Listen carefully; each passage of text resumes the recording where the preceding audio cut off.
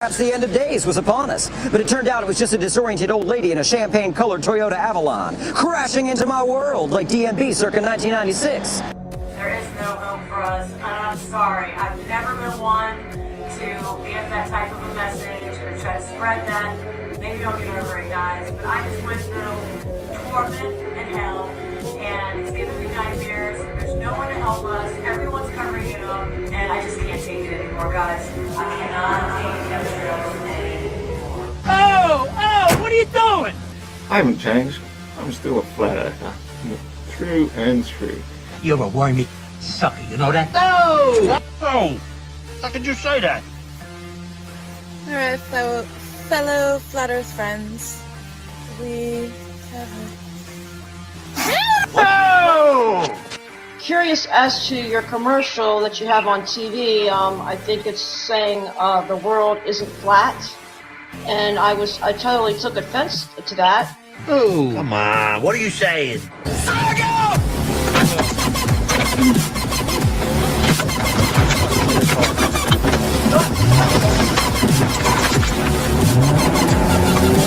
David 136, suspect is still in my vehicle.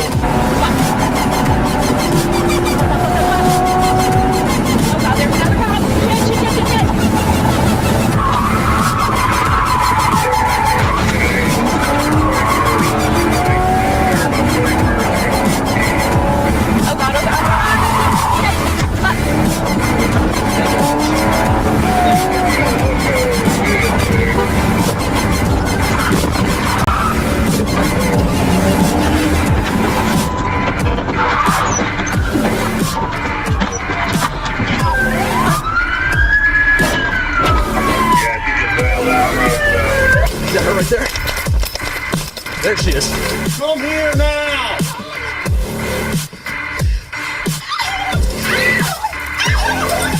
Get on the ground.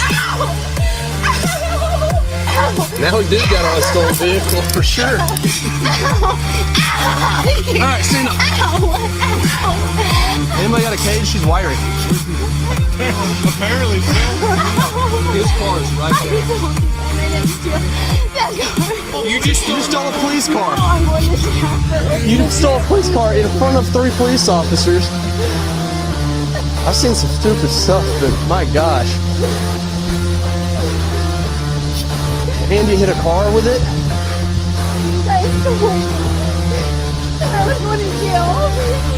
Something that I did not do. You just stole a police car. Now I'm going to jail for something I did. Well, there we go. I do take accountability for my Did you actions. steal a police car? You know what? Did you? Give me an attorney. Answer the question. Give me an attorney. How We about saw that? you do it. No, you didn't see me do it. I did. He did.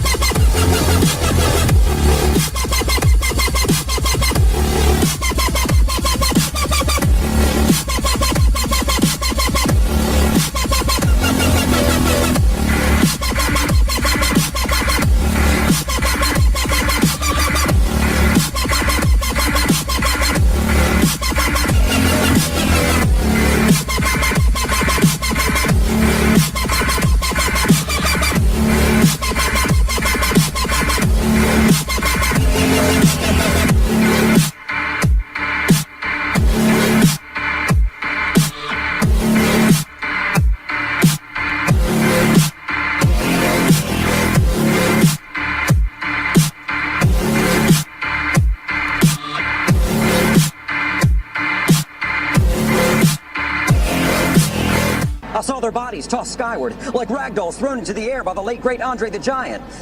I don't know. They appeared to be weightless, hitting zero-G like the fearless crew of a forgotten Apollo mission, whose only objective was to obtain a beef and cheddar classic and return home to Kathleen Quinlan safe before sundown. I don't know. Alrighty. Good evening, everybody. Welcome to Theory of a Blind Man. And we just got to give a few seconds here to get our special special esteemed guests here. We got Stephanie in the back street. Oh, we got them both here. Oh boy, man, there's so many good guests. Who do I want to bring on first? Let's let them sit and sweat for a minute because I got to get the group layout. Okay, got the group layout, and I guess we'll do ladies first, and then we'll go ahead and bring Joe in. How you two doing? What's going on? Hey guys, Hey. how you doing? How's it going? Good. You're really low. Am I? Yo. Oh, right. Oh wait, it could just be my headphones. Yes, it is. Okay, never mind. You guys are fine. Okay, cool. All right, everybody. So, as usual, we have our returning guest, Mr. Joe. I am Circus Master. Quirk. And tonight, for the first time, we got Stephanie Nicole. And I don't want to mention the Facebook page name yet because I belong in several groups with very similar names. So I'll just let her mention that group. So go ahead. Are we talking about the gamer group? Yes. Yeah, so it's called Blind and Low Vision Gamers on Facebook, and we just hang out and talk about games that are accessible and trash on games that aren't accessible and just have a good time together. Awesome. And that kind of goes into the topic we're going to be discussing, but just in case there are anybody or any newbies here tonight, Joe Quirk here, who joins me quite often on the stream and on my podcast, and sometimes in my dreams. It's a little weird. But anyway, he's the founder and developer of Circus Master Revenge, aka Mental Vision LLC. How you doing, sir? I'm all right, buddy. How are you? Dude, I'm in a really good mood, and I don't know why. I feel like I had a million rock stars or something. Probably because I don't know. You need to quit having dreams about me, man. That's not cool. Yeah. So like the topic is I can't remember how I have it worded exactly. The inaccessibility of accessibility or something to that effect. I put out an article or a post earlier today discussing a little bit about what we're going to be talking about, and that is the trendiness of accessibility. And we all know, like growing up, we come through certain points of our lives and a certain trend makes us think one way or the other, or it's good for this way or the other. And the current one in the last few years has been accessibility. And a really good example that I can personally speak of is the PS4. I personally own one and have it, and for the most, I don't even want to say for the most part, no, I can't even say that because I don't know what the full extent of a PS4 is. Like, I know there's the online part of it, there's the party room, and all this other stuff that we cannot access because speech isn't available here.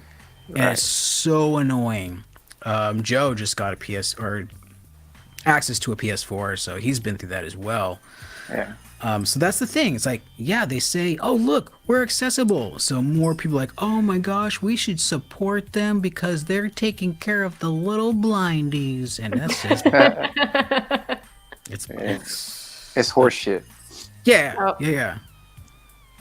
So yeah, what are your takes on it? We'll go with Stephanie first. You know what? I actually have not played the PS4. My husband has one in another room, and I've just not dove into it. But it doesn't sound like I have anything to dive into, if I'm being honest, because that doesn't sound that impressive to me. It really isn't. Yeah, and if you're a visually impaired person, I wouldn't recommend going out and spending $400 on a game console that you can't play. You can play, but you can't play solo. You gotta have somebody who's a sighted person to walk you through the menus and on a game. You can walk through the menus on the PS4 mostly with the voice over kind of on certain things, but if you get a game, you can't play it. So the games aren't labeled, for the menus. Yeah, and again too, this is we haven't really gotten into games yet because PS4 is its own thing. It's its own entity, it's its own device, it's its own platform, and it has nothing to do with the games. It all comes down to the coding of the games, just like we're going to talk about this as well. Your iPhone has voiceover. So yeah, your iPhone's accessible, but are the programs, apps, and games thereafter also accessible? And I don't know how many times Apple Viz is a very good example. They've got over 3,000 listings. I don't even know how many game listings, and a shit ton of them says this game is not accessible using voiceover. Right. Cool. Yeah. Well, okay. Thanks for putting it up there. We put whatever. What saviors you are. Yeah.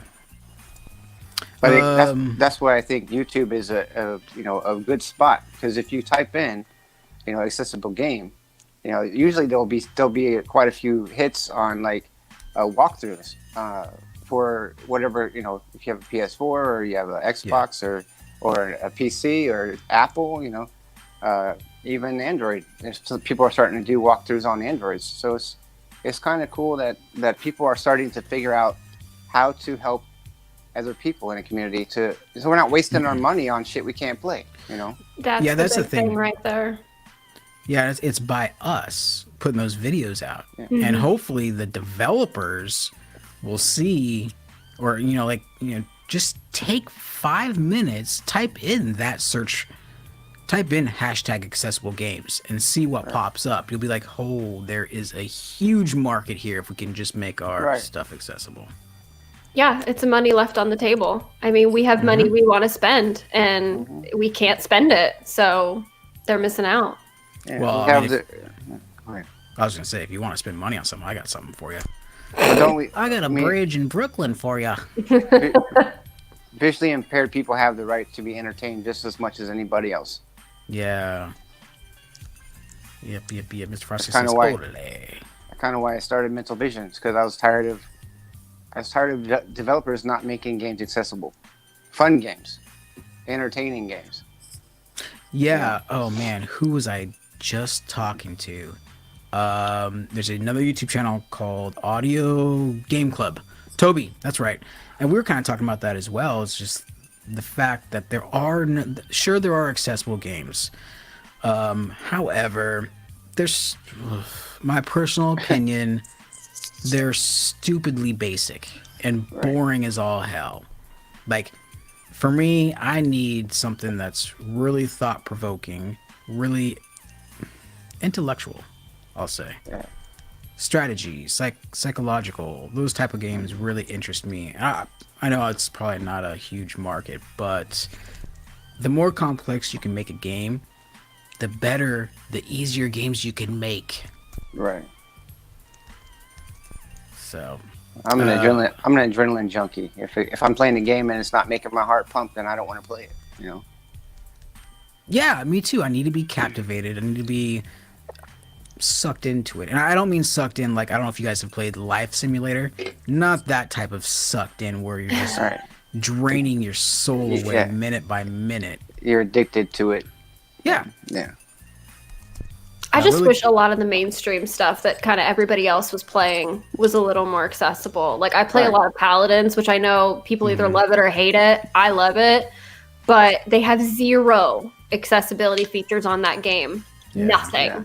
And it's okay for me because I get by with the amount of vision that I have, but people who have less vision than me, I mean, even I struggle with the game, and they're constantly updating it and putting out new patches, and yet we have no accessibility settings, and the game is something like 4 years old.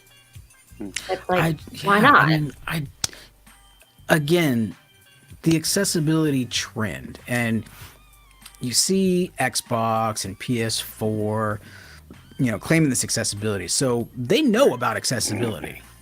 I just don't understand why in today's age it's just not implemented. Why is it so difficult to take an extra step?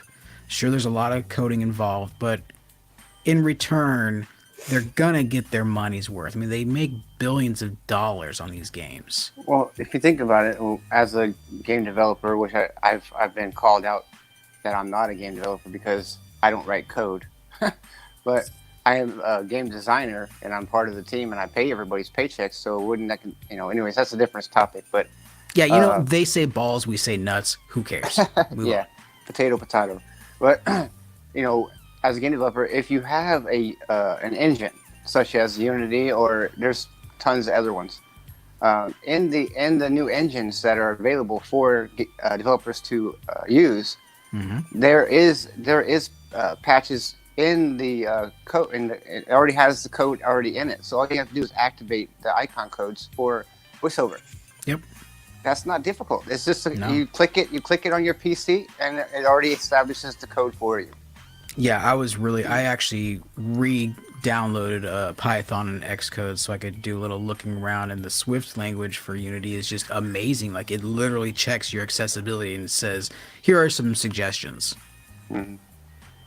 So actually, I did a review today, and it's going to be up tomorrow, but I recorded a review today for a game. I don't know if you guys have heard about it, but it's called Eagle Island. And it's a very basic platformer, but they did the most with this game. They put a screen reader, like it reads with your Windows screen reader.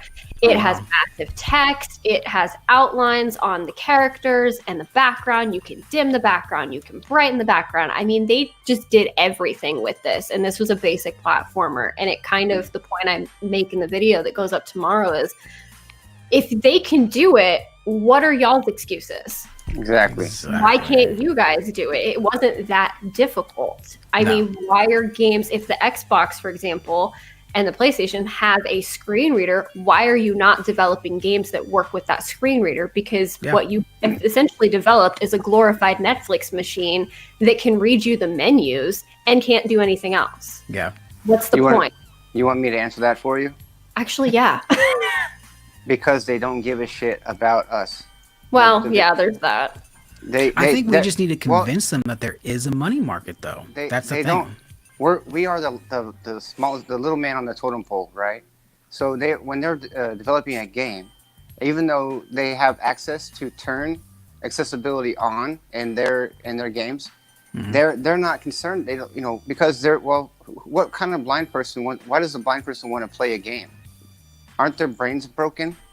They're not smart enough to play this kind of game. Yeah, we're defective. Yeah, just in case anybody out there's wondering. Blind people don't like to be entertained. They don't like to have fun. We sit and blankly stare at a wall all day and see nothing. Blind people can't even tie their shoes. They have to wear Velcro. Hey. I resemble that remark. Yes. I love me some Velcro shoes. Okay. Yeah, we're not on the list of things that the market that they're shooting for, so we don't exist. I actually experienced that sort of in the wild a couple weeks ago, because I was on a Patreon Skype call for a YouTuber that I watch, and the subject of accessibility came up, and I piped up because I was like, oh, me. And somebody in the comments, one person said, I didn't even know blind people played video games. And I was like, we exist. There are dozens of us. I tell you. Dozens of thousands. Yeah. And then somebody else had said that, oh, well, the developers don't really think it's important because it's such a small market. I'm like, well, it might be a small market, but it's a market nonetheless. And would you rather have $200 more in your pocket or $200 less in your pocket? Maybe it doesn't matter, but... Yeah. And I'm sorry, but the laws have been passed. There are actual laws.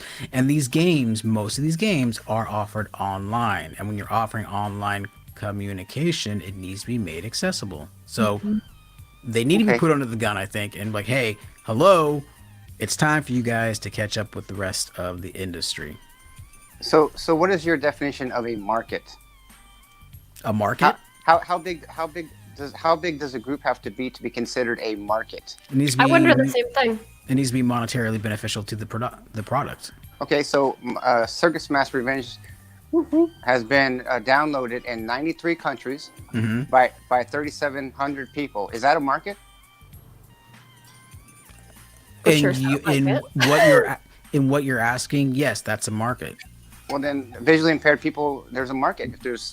If I've been downloaded in 93 countries by 3,700 people, that's a market. Well, yeah, you are a targeting market. No, I'm opening the door for other developers to go, oh shit, there is a market here. Well, that's not how products and sales and marketing works. Like, you made a product, and when you make a product, Like if you go to a bank, right, and get a loan for this, okay, let us see your market product. Let us see your projected budget and your gross and your growth estimate for however long it's going to. So they want to see, okay, who is your target market and is it going to be beneficial? You, yes, because it's a blind game. It's for blind. The bank or anybody else investing in the game isn't going to care about opening the doors for other developers. You've got more of a noble cause than the bottom dollar. Well, I gave my game away for free, so I'm not making really any money on it. That's what I'm saying. I didn't do it for that. But for someone like Rockstar Games, who needs, and I'm demanding this, Rockstar, to make GTA accessible to blind people, that would be considered a sliver, a slice of the market, because their market share is millions upon millions upon millions of users. Yeah. And the blind gamer in GTA would be nil. It wouldn't even be for them to be like, oh, let's make a whole separate game. No.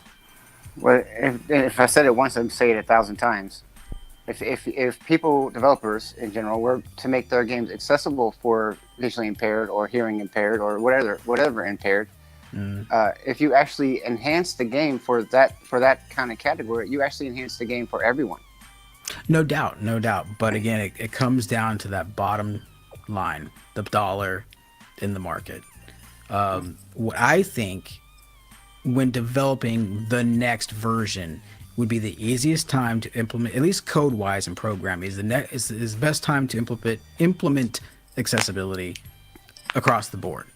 Right. I mean, you see newer versions of games come out and they're kind of inching the way closer, like MK11, for example. Stephanie, I think you mentioned some things on Switch about how the colors and images are bigger and brighter. I can't remember what game that was.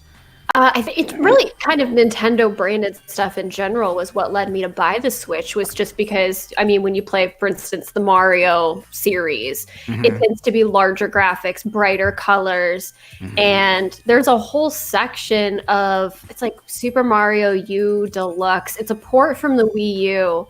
And there was a whole series of like 5 levels in that game, which were massive. Like everything was massive. That was the whole theme of that set, was like everything's giant. And I just loved playing those few levels because the game as a whole was not terrible to play. But when you got to that section, it was like, holy crap, I can see everything. And it was magical. So for me, even though my Switch doesn't have, I mean, it's got a zoom on it. It doesn't have a screen reader though. I still find it easier to play than when I had my Xbox. When I was doing just my Xbox, I really started to struggle to find stuff, and I would download demo after demo and I would just uninstall because it was like, I can't see the text. I can't see the UI. There's no way to play it. And this was 2 years ago. So I know things have improved a little, but definitely not enough. Yeah, like I said, they're inching closer and closer, but it's just not fast enough. The precedent has already been set as far as making a game accessible. So there is no excuse of why they are not these days. No. Like you're talking about the text.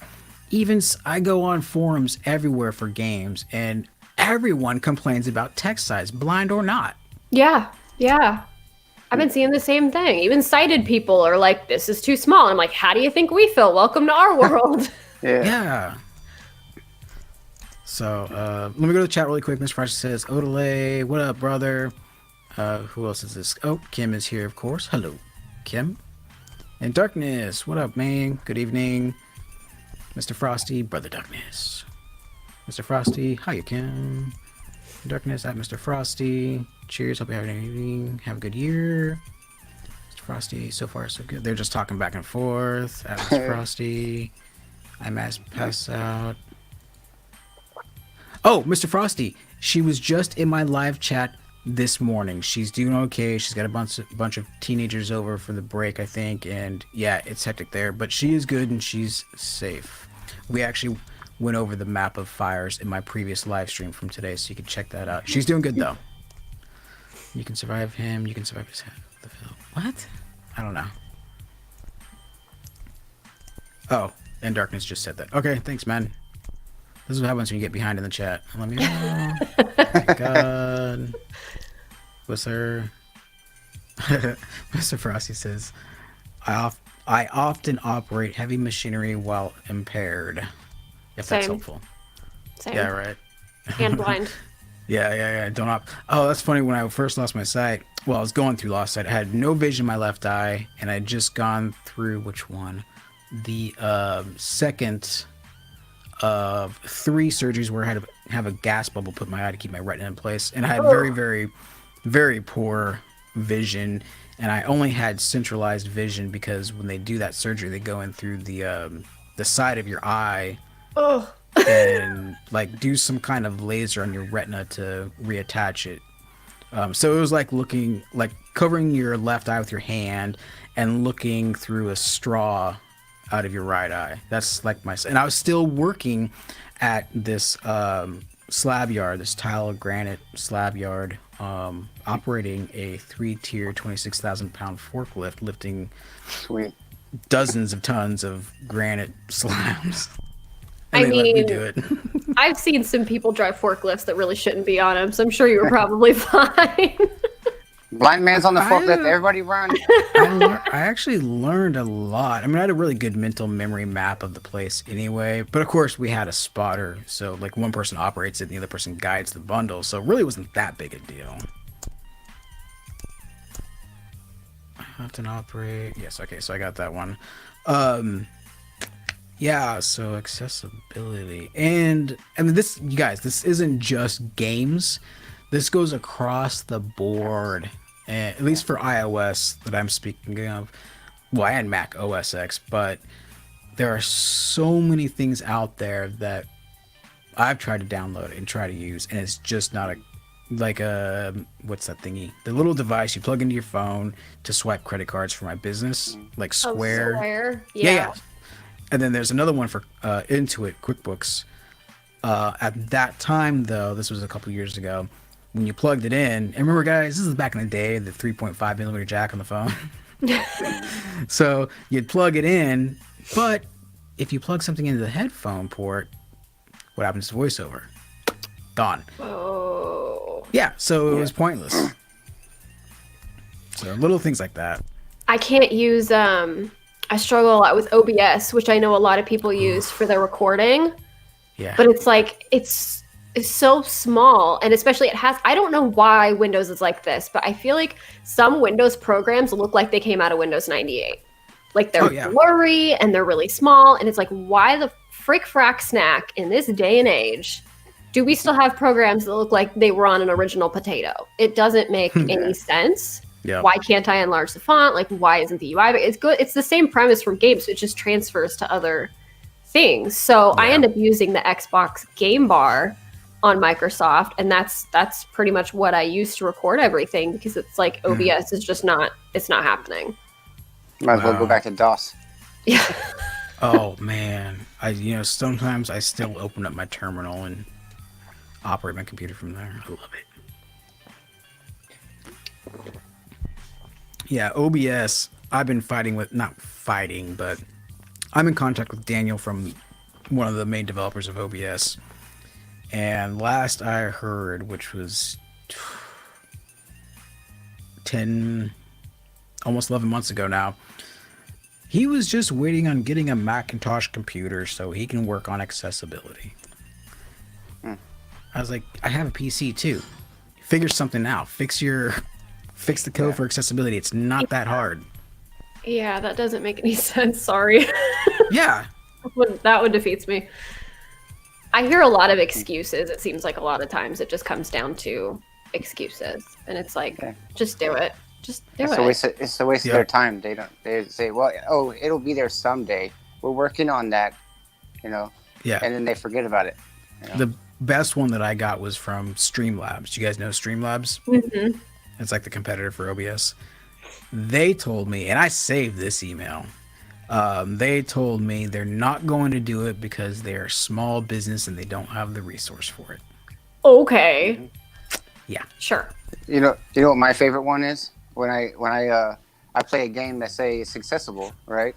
And then I've been playing this game for like 7 months. I've spent actually money. It has in-app purchase to keep going, like a resource game kind of thing. But it's fun, and I get to a part. I unlock a portion of the game, and then I'm in a map area, and I can't see the map, so I don't know where I'm at, and I have to depend on other people to drive for me, right, to the map, and so I'm not able to participate, and it pisses me off because some of the people that are active, or supposed to be actively driving the map and everything, they're not active. They're AFK. So I'm like, what the fuck?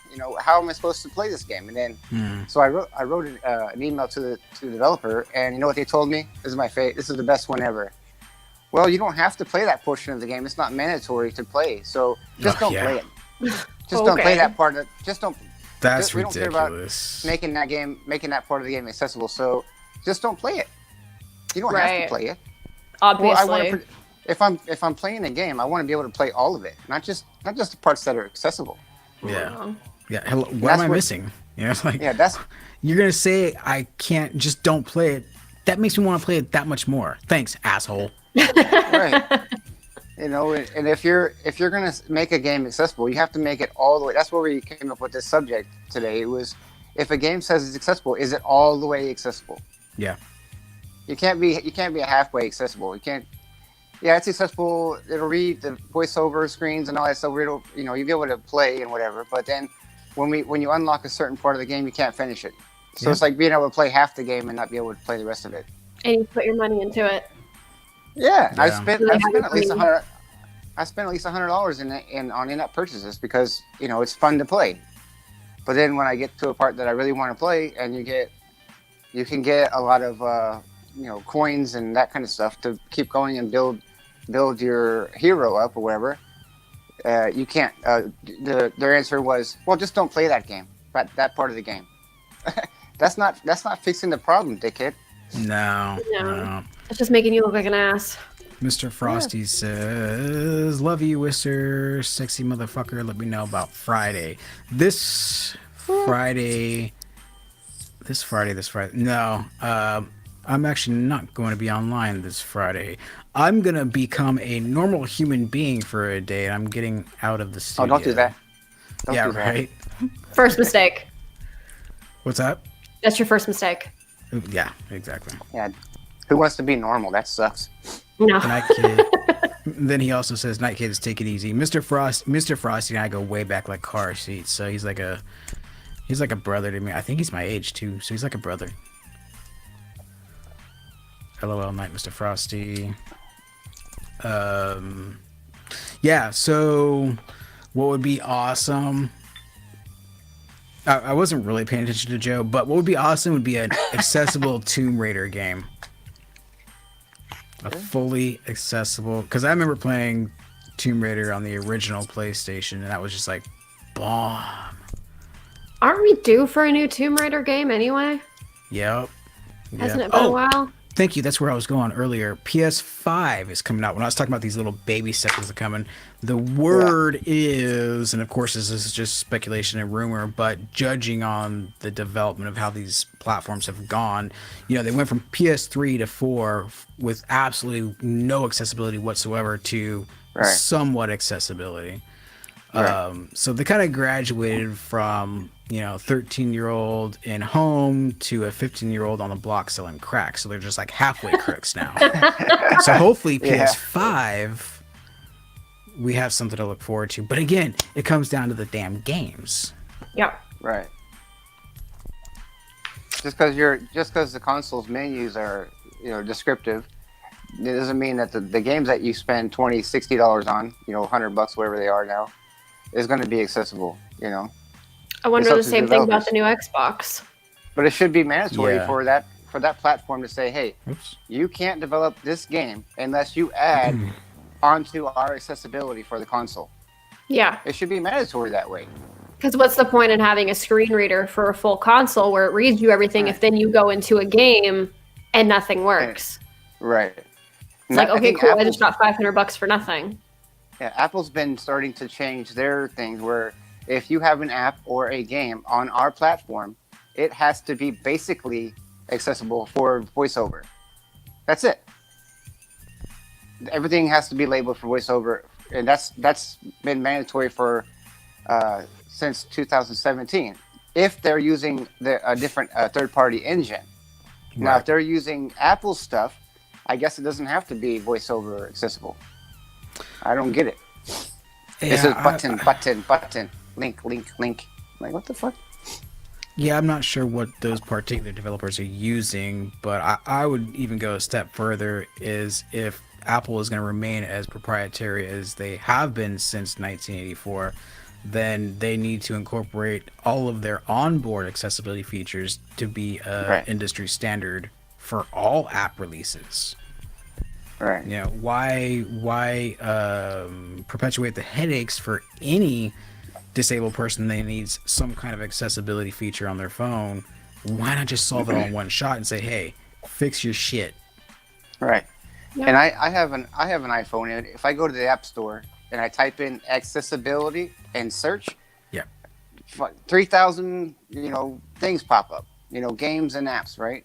And if I go, my brother has an Android, and I have him go to his Google Play and type in accessibility, and maybe 2 or 3 things pop up. Oh wow! Yeah, I have a Samsung. Like, what the and hell? it's the same thing. And I've heard Apple's phenomenal for accessibility. It's just like, ugh, but do I want to go out and drop another grand on a phone? Probably not. So Well, I'm just stuck in this perpetual loop of Android. Yeah. Well, that's what happens when you get in the Apple ecosphere. Is you're stuck with Apple. Yeah. Yeah, you can't, because it's not worth leaving. No. Because you build your library for games and apps that you purchased, especially spent money on. And a lot of the schools, like nowadays, if you go to a blind rehab school, they promote Apple because Apple has pretty much the best accessibility features. That depends on where you're going. That's not. I'm saying just the voiceover. Yeah, because all the phones nowadays are starting to do voiceover shit, where you can talk to Siri or talk to whatever their names are, Alexa or whatever. You can add Kira, whatever. You can say, hey, help me with this. But well, that's different. That's called the virtual assistant. That's not necessarily a screen reader. Right. But do you know what does annoy me about my virtual assistant though? Bixby is every time I use it to change my font size, because sometimes I have to switch it to smaller to screenshot something and have it not take up 10 pages. And I'll say, change the font size to 8. And she'll go, okay, I've changed the font size to 8, which is the maximum size. And I'm like, shut up, Bixby. I know. Thank you for reminding me. So it actually gave you that much detail? Yeah. That's funny because I just watched, I don't even know why, somehow this person that I unsubscribed to a long time ago, for some reason their video popped up.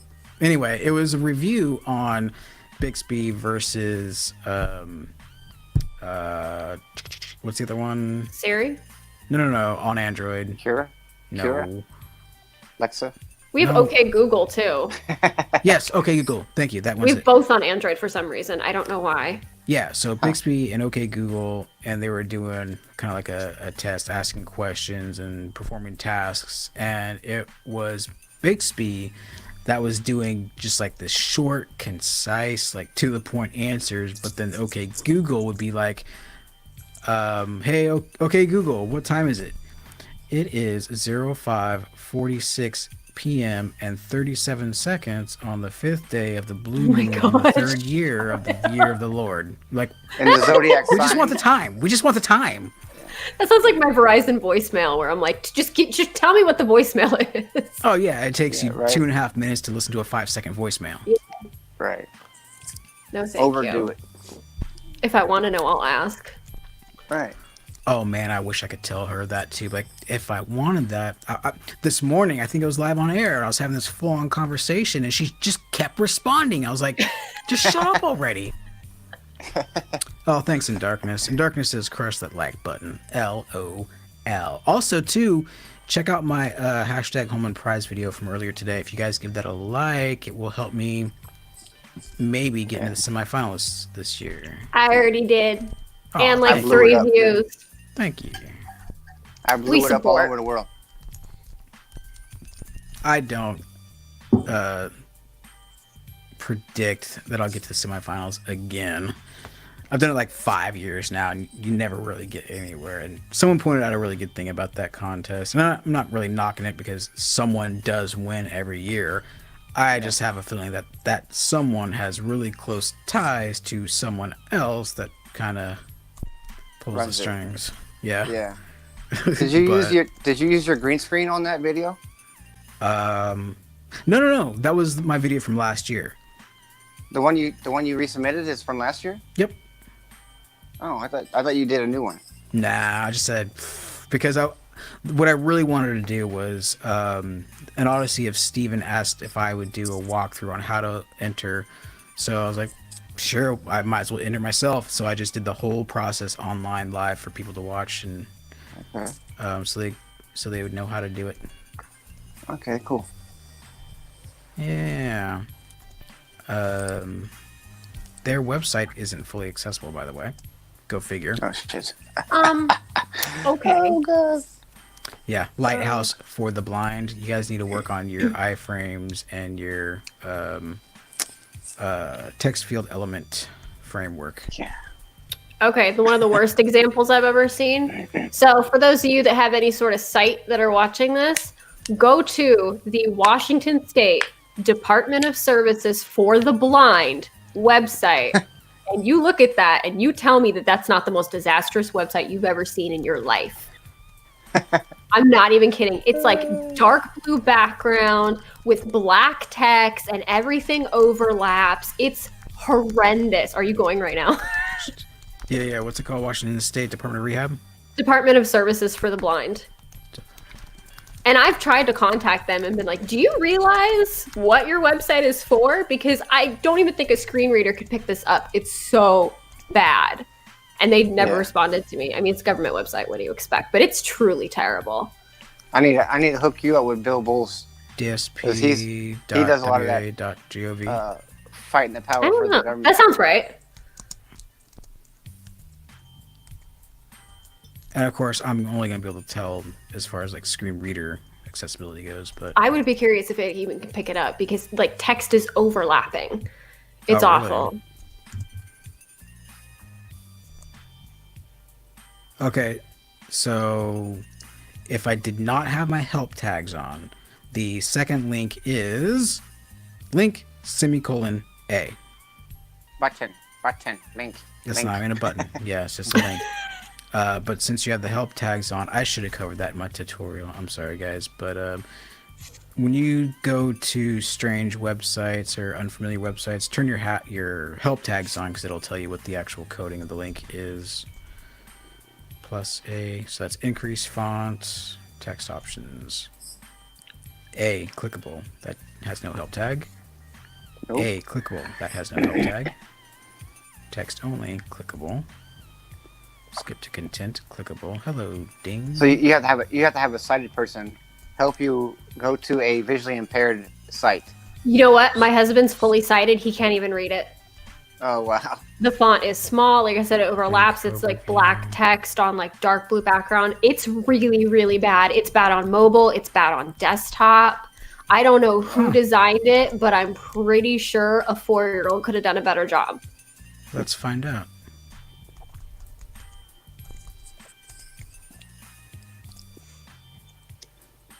American Job Center Network.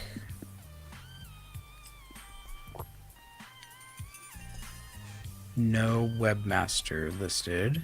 Contact us. Let's look at code. I love looking at code. Find out who's responsible. Yeah, like if they're a big head or if they got a big ego, they'll input their little signatures in code. It's great. And then let's publicly shame them because, oh my god. Oh, thank you for saying that. You're welcome. I can't show code like that. It'd be copyright infringement. It's like going to the hospital. It's like having a broken arm or a broken leg. Going to the hospital, and none of the doctors speak English. No, it's like going into a strip club with no cash. That's just mean. Yeah. But yeah, you do something to help people, right? And then when they go to ask for help, when they go to ask for help, they can't access the help.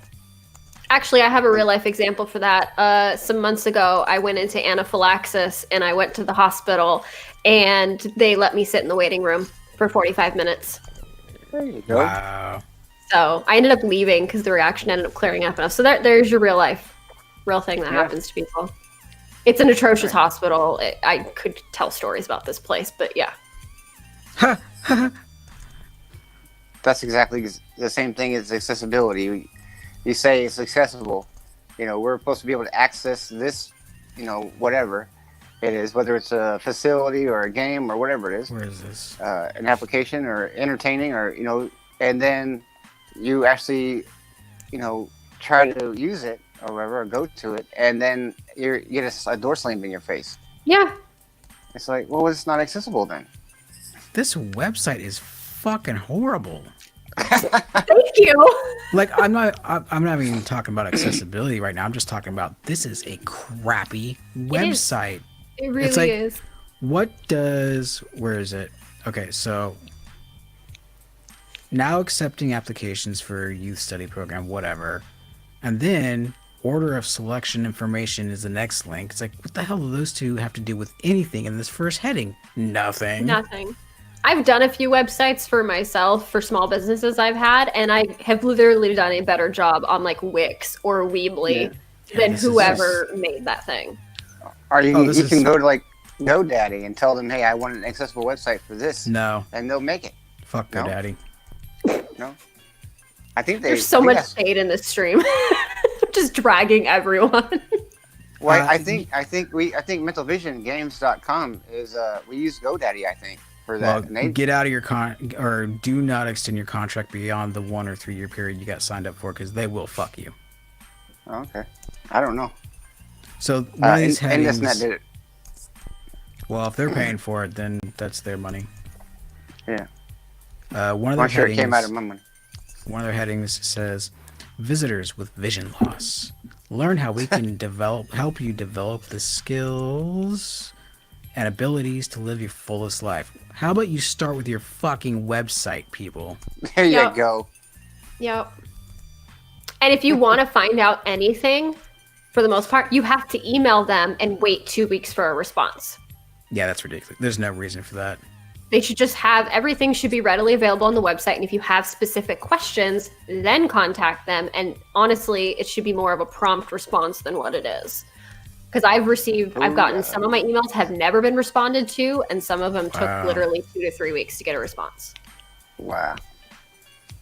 And it was for things like career assistance, or, they say they offer help to the visually impaired to help them get a job. And then they're like, no, we don't actually help you get a job. We just offer some courses you can take that like help you out. And I'm like, what does that even mean? This one is shady. So the next heading, they only got 3 headings on this homepage. The third one says employers and community partners. And the only link in this article or, section is, let me go word by word. It's words. Discover how we can work with you to maximize resources and improve your bottom line. So what I gather from that particular statement is yes, we can help you increase your money flow, right? Well, this is a website for what? Blind people. Yeah. Come hire some blind people and we'll show you how to cash in on it. Yeah.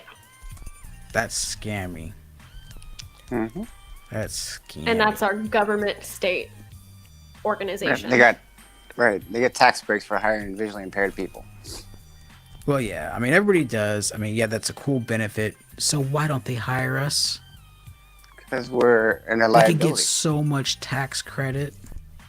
Yeah, well, I have a story I could tell about a major corporation that I worked for all of 2 weeks that didn't want to deal with the blind girl. So. Yep. Back to the chat. Kim Lackey says, it doesn't matter how good your idea is. The Homan Prize is a popular contest. There's no way I could get enough likes. I totally agree, Kim. There's quite a few videos that I've seen on there contestants page, they just keep resubmitting their same video, so they leave it on their YouTube channel this whole time. So from 5 years ago to this one this year, they've got like hundreds of thousands of likes, and you're just like, okay, I have no chance. All right. How Still likes voted do for you you have on though. yours? Yeah, my secret agenda is that every single blind person will submit a video and bog them the fuck down. Oh, you didn't tell me we were doing a revenge plot. I'm there for that. So every blind person needs to submit. I will produce the video for you guys. You guys have seen my videos. I will produce you a 90-second video to put up on your own YouTube channel and submit your Holman prize. And we'll just say, you know what? You're going to keep it in the little family. I wonder if they even watch the videos, actually, now that I think about it. They probably already have their little hand-picked diddlers. They know who wins. They know who's going to win before anybody even start the annual deal. So. Yeah, I wouldn't doubt it. Matter of fact, one of their little it was the last stage after I submitted my entry, which I still got an email saying that I was accepted. That's weird. Anyway, it says, what next? And it says, get some popcorn and sit back. Really? That's what's next? Is that what you guys do too? Because you guys already know? Yeah. Drama. Horrible. Yeah. Horrible. I'm checking. Blind lives don't matter, right? No, society has established that we don't mean anything. Man, They're just waiting for us to die. I'm pretty sure I started that hashtag a while back. I said hashtag blind lives matter. Yeah. You won't believe the hate that I got from that. Woo. The blindies. Boy. The blindies. Oh yeah, blindies. That's another one. Oh, that was hilarious. I loved it. People are just Start so... some controversy. Man, I don't know what to say to that. Except take the rubber band off your nutsack. Yeah.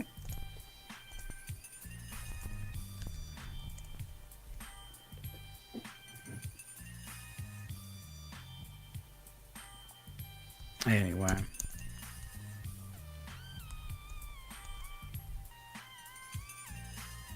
Whoa, what happened to my sound? I don't know. Did we lose Stephanie? Oh no, so. I'm here. I was just publicizing us. Publicizing education is good. Yes. Have you gotten a chance to play Circus Master's Revenge? Oh no, you don't have an iPhone, huh? Me? No. Yeah, because I remember it was like maybe 8 months ago. You and I actually had a discussion on your page about Circus Master, and you were like, "Thank you for doing this, and I'll make sure my people who are on the page are aware of your game." And I think you said I don't have an iPhone myself, but I enjoy playing audio games and stuff. So. Oh yeah, are you in my gaming group? I think I am. Are you? Okay. I'll say if not, get in there. Well, there's two gaming groups. I got all the group links in a text document. I'll send it to you.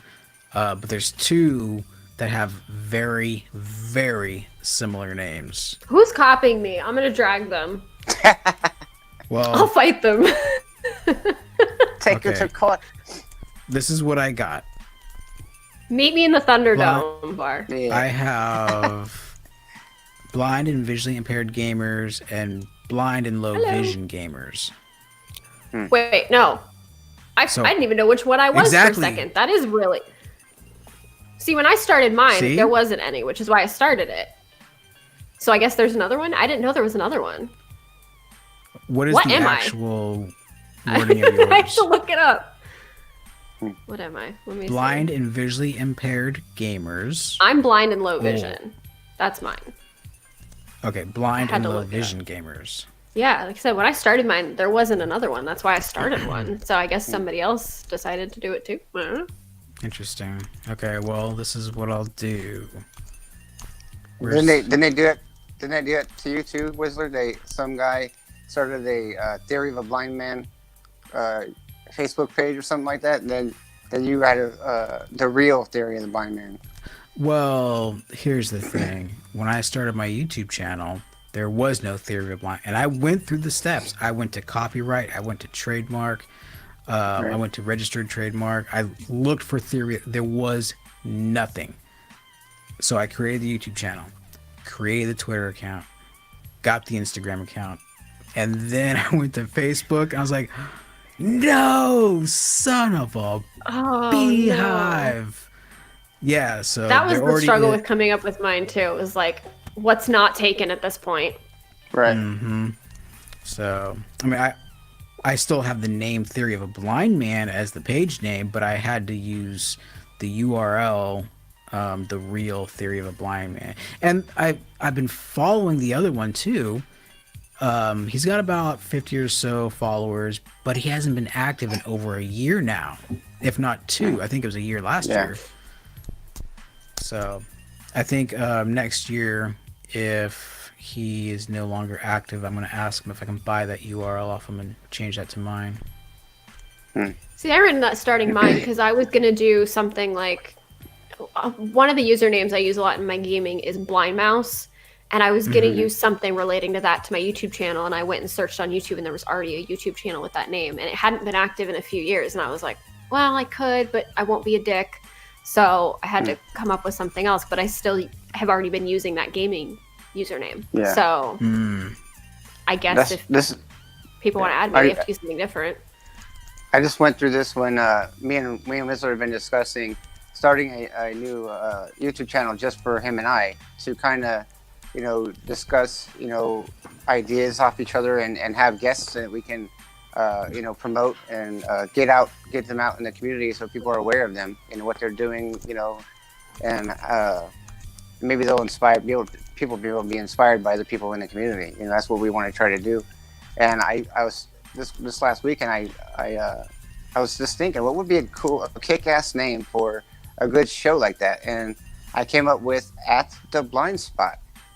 And and I actually went on YouTube and Facebook and Twitter, and there was some The Blind Spots, but not At the Blind Spots. So I said, well, just adding the AT in the front would single me out. So it would be easier to find, At the Blind Spot instead of The Blind Spot. There was a guy, or there is a guy who does videos. His name is Sam. He's The Blind Life, and he reviews like tech stuff. He was originally The Blind Spot, and then he changed it to The Blind Life, and I wasn't sure why, but maybe that's why. Yeah, because there's a bunch of podcasts and stuff that are The Blind Spot. They haven't been active in over 2 years or 3 years or however long, but there's nothing really active right now that's called anything about Blind Spot. So I just put At the Blind Spot, and there was nothing there. So I'm like, cool. Kim, I wouldn't want to put my life on hold for a whole year, waiting on a Holman Prize. It's not necessarily. I mean, yeah, but no, it's just until July, so it's only 7 months. But regardless, it's not like you have to put your life on hold. So I'm not quite sure what you mean by putting your life on hold. She's somehow just waiting to hear if you even nominated for this to go up to the next level, Oh yeah, no, you just sit back and don't even worry about it. Just submit and walk away. That's what I do. Right. Yeah. But then you're not promoting it for people to vote. So if you just walk away, you got to kind of commit to marketing it kind of, and getting it out there. I just posted the link in the chat too for everybody. For the blind and low vision gamer group. Heyo, come hang out with us. Go check it out. Go check it out. It's growing quite a bit. I'm really happy. We've gotten like 75 new members just this month, which is impressive considering we have 175 total. So well, the other one only has a couple hundred as well, I think. Yeah. There are dozens of us. Dozens. Yeah. It is growing, so that's kind of cool. I just wish that especially we'll just stick to the gaming community, but it's like, oh, I don't like them or I don't get along with them, so I'm gonna go start my own one and try to make it competitively rather than having a group as a whole to communicate. Yeah. I didn't even know they existed. That's so weird. I don't even. Does anybody know who runs it? I don't. I don't know very many people in the community, so. Is there even Get your a ass way out there, to girl. tell? Working on it. Let's see. Pretty new to this whole like blind thing, so I'm still kind of finding my way. No pun intended. You gotta fight the power. I will fight everybody. I'm scrappy. I'm tiny and I'm scrappy. It's funny you guys said that. I had this whole thing planned out for the beginning, but I just totally brain dumped it. But I was going to be like, welcome to the first annual battle between blah, blah, blah, blah. This is Theory of a Blind Man. And in some corner on the screen, we have at a whopping 88 pounds, 4'1", returning guest champion Joe. I am Circus Master Revenge Quirk. That would have been good. And I had a whole 50-foot Amazon woman for Steph. I'm 5'1", so that's hilarious. Beefcake. 98 pounds of pure terror is what I am. Beefcake. I didn't know they made dynamite in those kind of packages. I mean. Okay, blind and visually impaired gamers.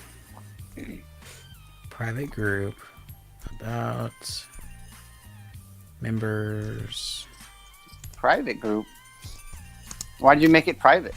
I didn't. No, this isn't mine. They changed closed okay. group to private group for some reason. So there's public, private, and secret now.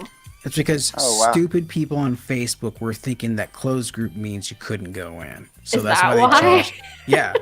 People were complaining. Yeah, I got a notification on my group too. Like, Facebook's changing the name of group to private because people are stupid. Oh my god. Wow. That confused the hell out of me. I had to, because I run like 4 different groups and I had to check them all. Be like, did they go secret? Like, what happened? Why wouldn't it be public though? I don't personally like being in public groups because public groups, if you comment in them, anybody on your friends list can see what you're commenting on. Yeah. So it goes into your main news feed and literally any of your friends can see it. And I just, not that I'm like posting anything I'm worried about my friends and family seeing. I just don't really feel that it's necessary for them to see me talking about why I hate a game because it's not accessible, you know? Yeah. It's like, it's just part of my life and not theirs. So right.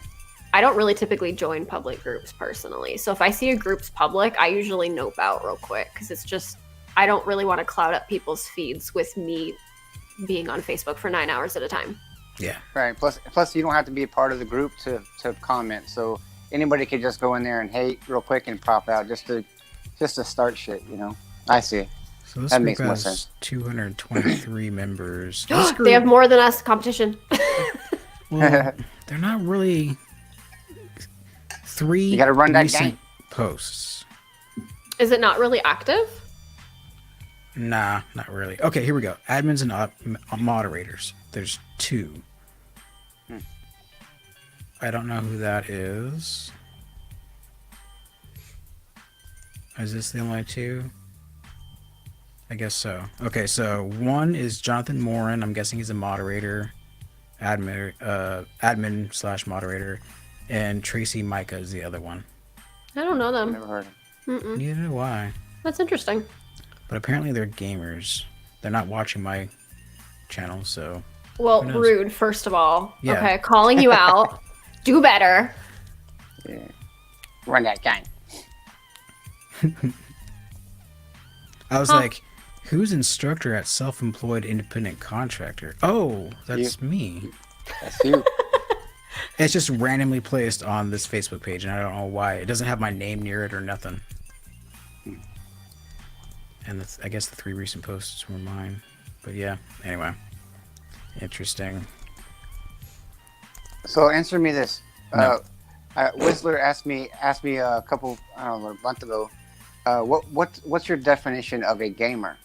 Oh yeah, here we go. Is this a can of worms? Because I feel like it's a pretty basic answer. No, I mean that's how I answered it. Was technically, described as a person who is able to use technology to entertain himself. whether whatever console it is or whatever platform.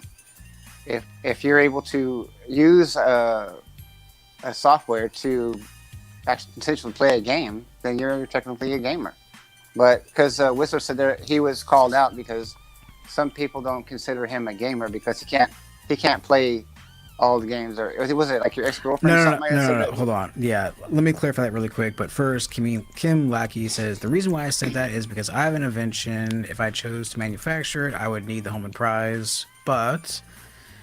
However, if I licensed it, I don't need that. So yeah, I just want to get that out there. And Art Darkness says fight the power, which we fight do. the power. We do hashtag blind lives. You don't have to fight the power in Canada. So there is no power. That's not what it's all about. What's that? What's that about? They got some good beer though. In Canada. Yeah. Okay. Anyway. What were we saying? Gamer. Yeah. No, it was only the only person that ever said that to me was my wife when I was married, and I still don't really know why. But I've been playing video games since the Atari 2600. That was my first console. Yeah. So I don't know why. Only thing I could think of is like there are certain games that I absolutely will not play, and I guess her point of view was, well, if you're a gamer, you play all games. That's no complete and utter codswallop. Why would you say that? I don't play. I don't play Barbie. I think she was pissed because I used to kick her ass at Max Payne and Grand Theft Auto. Oh well, being salty is not an excuse to lie. Right. So what is your definition? We also went to a movie theater, and while we were waiting for the movie, we were playing Street Fighter. I don't remember which one. I think it was actually Street Fighter 2 arcade. Whooped her ass 12 times in a row. I loved playing NBA Jam on the arcade. Oh, that was badass. I loved it. Boom shakalaka. Oh yeah. This is my definition. If you play video games, you're a gamer. Yeah. It doesn't matter if you play 3 or 300 of them. You're a gamer. Yeah. But it's a weird badge of honor that some people seem to wear, where they're like, "I'm a gamer," and it's like, "Cool, congratulations." Literally, no one cares. Well, so if you want a cupcake with that, actually, yes, please. So if you're like 65 years old, right? Mm-hmm. And you don't own a PlayStation or an Xbox or a PlayStation or a computer, right? But you go to the casino and you drop $20 in a slot machine, technically you're a gamer if it's electronic. Yeah. Also, you possibly have a gambling problem to look into. Most likely. Right. Speaking of gamers, guess who just went live? Sightless Cinchi. Hey, Sightless Cinchi. I don't know anybody in this community. I need to step up my game because. Hey, we'll help you. Thanks. I don't know anyone. I literally a month ago up and decided I was going to make this YouTube channel because I was sick of not being able to find accessible games and not really finding anybody who was making videos talking about accessible games. So I was like, fuck it, I'll do it. Yeah. Right. And that's pretty much been my dive into this in the last month. What's funny is I'm really big on quality. Like if you're gonna put yourself out there, it's about quality. And Joe sent me a link to this cat. I'm not gonna mention his name, but anyway, so I was watching a lot of his videos, and the sound quality is I couldn't get past it. I couldn't focus enough on his content past the crappy sound quality. I was like, I can't watch this.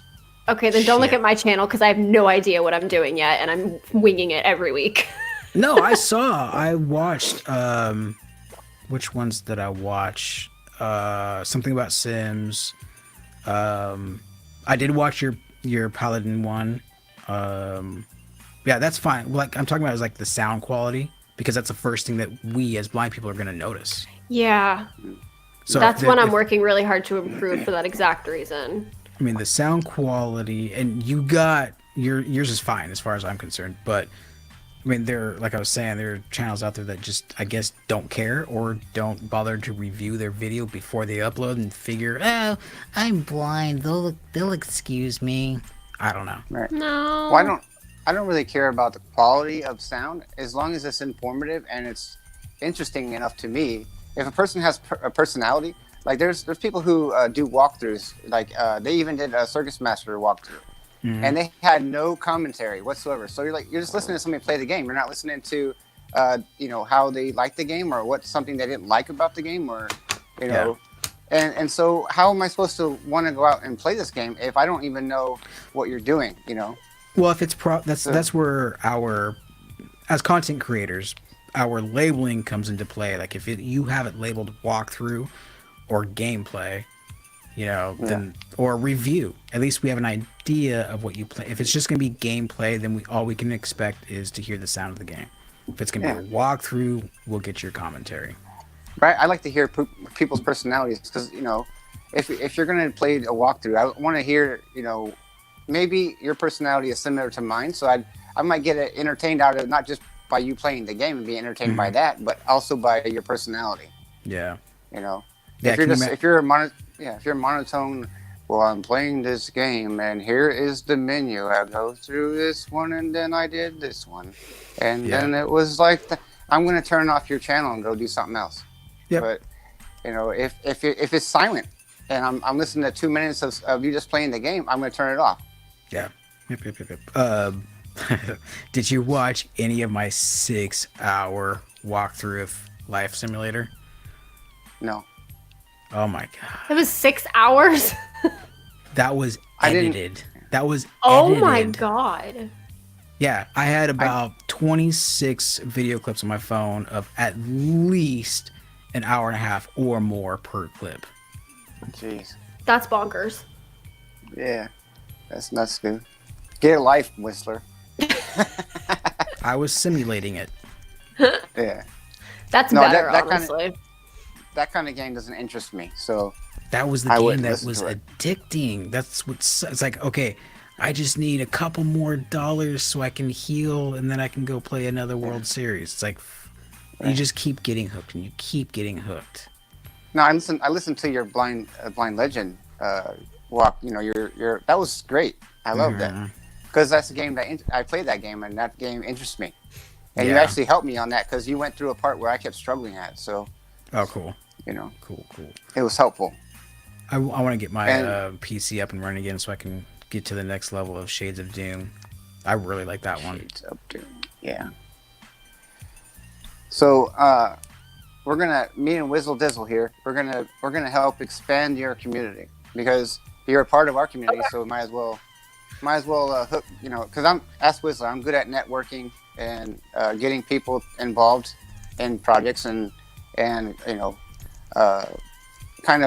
recruiting people, in the community to help other people in the community expand their stuff, and if we're all working together, we're able to use each other as stepping stones to help somebody else, I've had a couple people who have reached out to me and been really, really nice and introduced themselves to me, like Retro. Are you Retro RYU or Retro Ryu? I'm not sure how to pronounce your name exactly. But I talked to him on Twitter. He sent me a DM one day and we just started chatting, and he's like the nicest person. And we just chit chat my part. So those people have been great because I don't really know. I'm socially awkward. I don't really know how to put myself out in the community and be like, hi, I'm new, without sounding like I'm trying to like promo a YouTube channel or something, which I don't really try to do. But the people who have come to me and have been like, hey, saw you're new, do you need help with anything, have been so awesome and so nice because I feel like it's obviously gaming is a competitive industry. And people make it competitive and they get clicky and it's like, look, I'm just here to like make some videos and have a good time and like chat with some cool people. It's not that serious to me. I mean, obviously the mission is serious, but the act of what I'm doing, it's just fun. So I'm just trying to keep it fun. Keeping it real. That's right. A real fun. Keep it 100, son. First things first, I'm the realist. Okay? So, That was a really bad Iggy Azalea reference. You might be a contender. You're a contender. I mean, look, I'm trying. You're promotable. Oh, hey, look us in the chat. Another great channel. Independently Blind.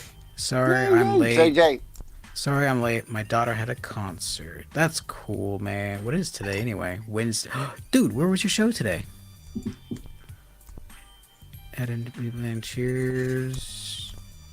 So anyway, Independently Blind and I usually do a show on Fridays talking about Star Wars, but I might not be here this Friday, Jay, so I will let you know. The dark side. The dark side. Is it just all talk about Baby Yoda? Because Baby Yoda. No. But we have talked about Baby Yoda. I'm not even a Star Wars fan, and I love Baby Yoda. Like, that's how much Baby Yoda has an impact. Jason has nicknamed it, let me get this right, Yodelarian. Yodelarian, yeah. Mandalorian, Yoda. Yodelarian, yeah. So, yeah, I thought that was pretty clever. Pretty clever guy there you are, Jason. Good job. So Independently Blonde channel. Independently Blonde. That is correct. Oh, hey, that's me. Love it. So yeah, you guys, you can check out his channel, Independently Blind. Click on his name in the chat. Take you right there. That's it in the chat. Finally caught up. Yay! You did it. Rockstar. Gold star. Yeah, that retro guy just followed me on Twitter today. He's really cool. Yeah. Really nice guy. You can. Ryu. You know Ryu from Street Fighter? You can. Oh, that's probably what that's from, isn't it? Okay. Yeah, retro That's Ryu. a throwback. Just let you know. Yeah, I will, Jason. What's throwback? Retro Street Fighter. Ryu. From Street Fighter? Yeah. Yeah. Yep. Ryoken. That is my childhood. Love it. That was so fun. I can't believe Baraka. Yeah. No. That just sounds like you're making a Post Malone song. Balrog. The new Billboard Hot 100. Everyone, stay tuned. Yeah. Oh yeah. What do I have playing, by the way? Let me turn my headphones on. Oh. Okay. Oh, there we go. Yep, I'm still playing Grand Theft Auto in the background. Yay!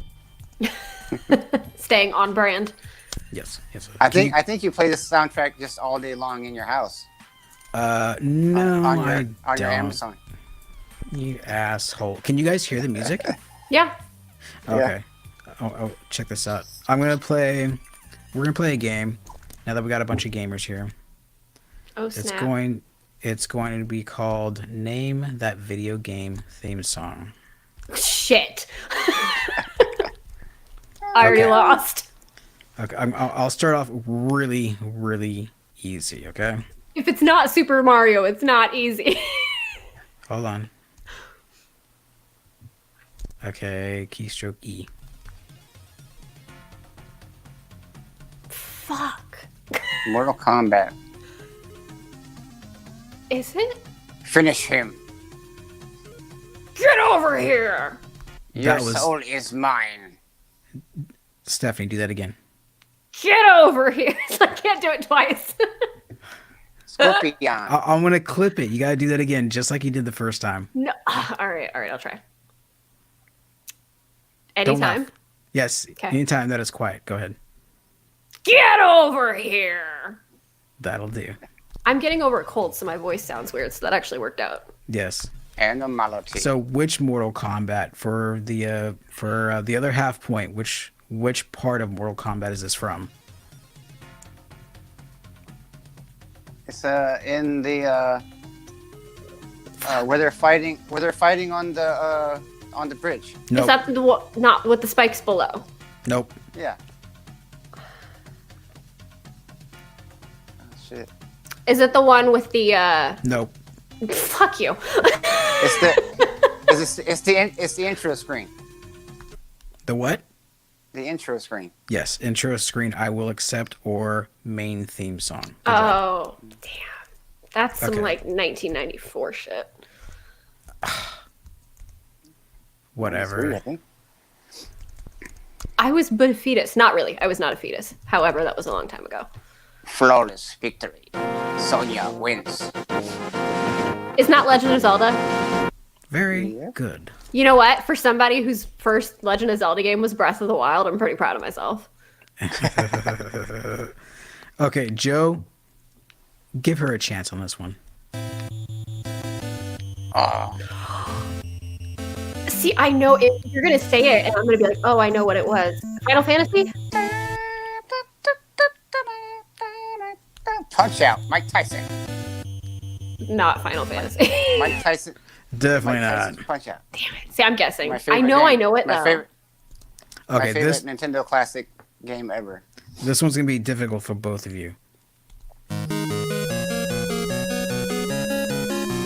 Matter of fact, it's even too loud in my ears.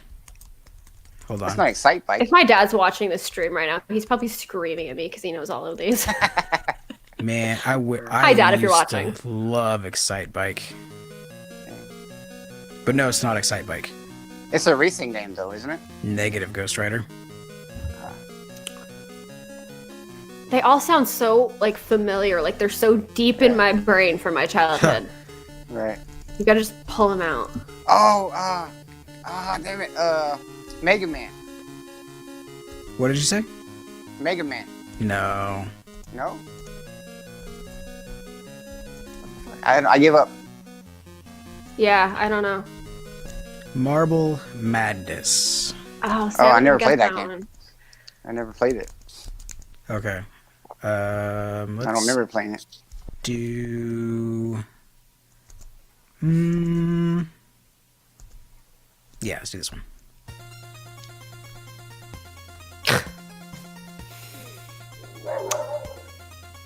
Oh, yeah?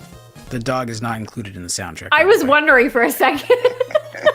I was like, wow, that's a cool addition. I don't know. That one's got me. Joe? Shadowrun or something like that? Castlevania. Castlevania. Oh, man, I don't know See, why I that's didn't one play my that. brother's now yelling at me for because I know he plays that. Castlevania. I used to play that, too. I didn't recognize it. You guys remember Qbert? Oh, yeah. No. No? That was addictive. Yeah. It was simplistic, but it was...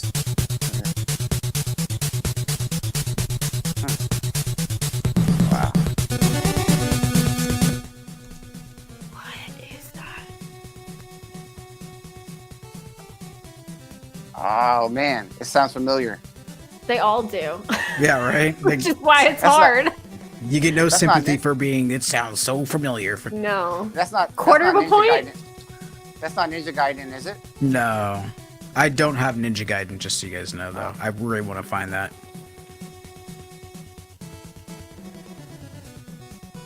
Batman Streets of Desolation. I never played it. I don't think I've ever played that one. I don't remember it. Okay. One of my favorites.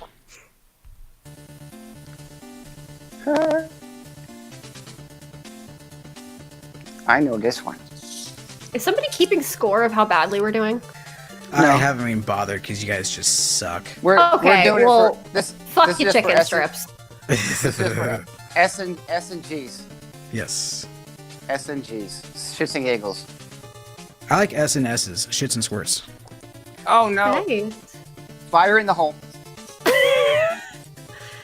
I don't know. Joe? Beastmaster. Really? No. I forgot what I was thinking. So You don't get a point for that. Yeah, I don't.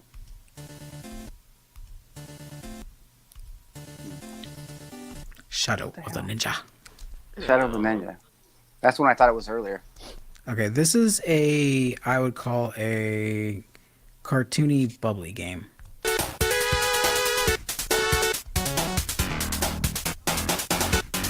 Is that the original Mario Kart? Oh, fuck's sake. Shit. Damn it. You see how much I know. Now, Oh, man.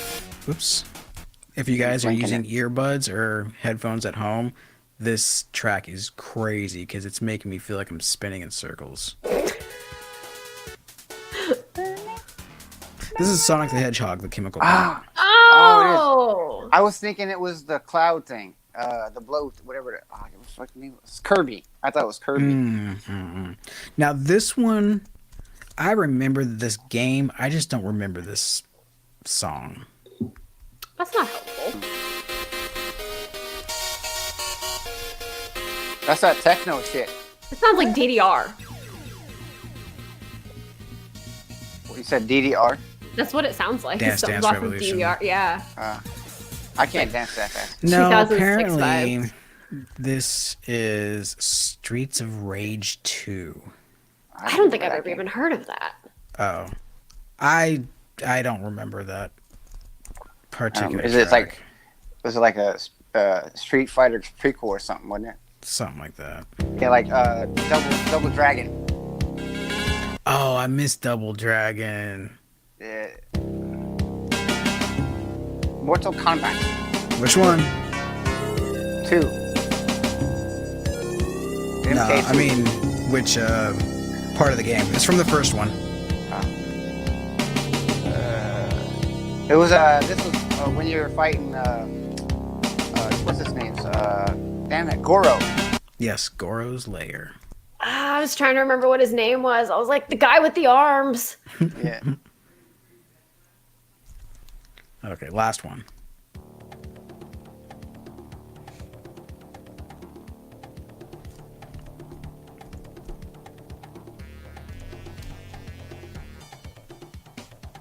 Pac-Man Revenge.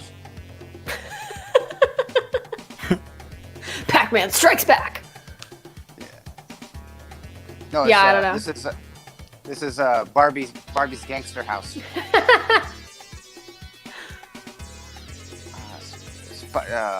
Barbie in Paradise. Damn it! What the hell? It's the Zoid. It's from Mortal Kombat. I'll give you guys that. Is it? I don't recognize it. Is this the one with the spikes? No. No. Damn it. The one with the It spikes. might be Shang Tsung's palace, whatever at the. This is the one with the. I can't remember. Reptile. Is it that one? Or this one? Wait, which one I don't is? remember. One of them was when you fight Reptile. When you unlock Reptile. Right? The Green Ninja. This is it's called Mortal Kombat: The Pit, but you know how you're on Okay, that Bridge. yeah, bridge. Yeah, then you uppercut them at the end and they fall down to the I love that part. The spikes. Yeah. So satisfying. Ah. I'm just I gonna love ride that Legend of Zelda guess into the sunset, and that's gonna be my glory moment forever. That's it. That's where I just peaked. Oh shit. I loved it when you could pull the heads off the other player and pull the whole spinal cord out. Yeah. Fatality. See, I was actually talking to my husband about that game the other day because I was I played Mortal Kombat as a kid. Yeah. And I know there were parents who didn't let their kids play it because it was too gory, but my parents let me play it because pixelated gore is really not gore.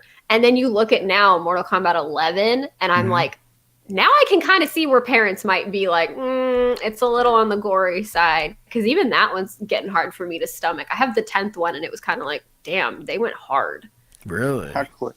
It's pretty intense as far as the gore goes. I mean, like, there's like X-ray scenes where you see into the body where somebody like rips the spinal cord out or something, and there's cracking sounds, and it's very graphic. That's funny. Kim said, "I am old. The only game songs that I know is the original Pac-Man and Donkey Kong." Tetris, what up? I have a Tetris song, but every time I play it, I get hit with a copyright strike. Really?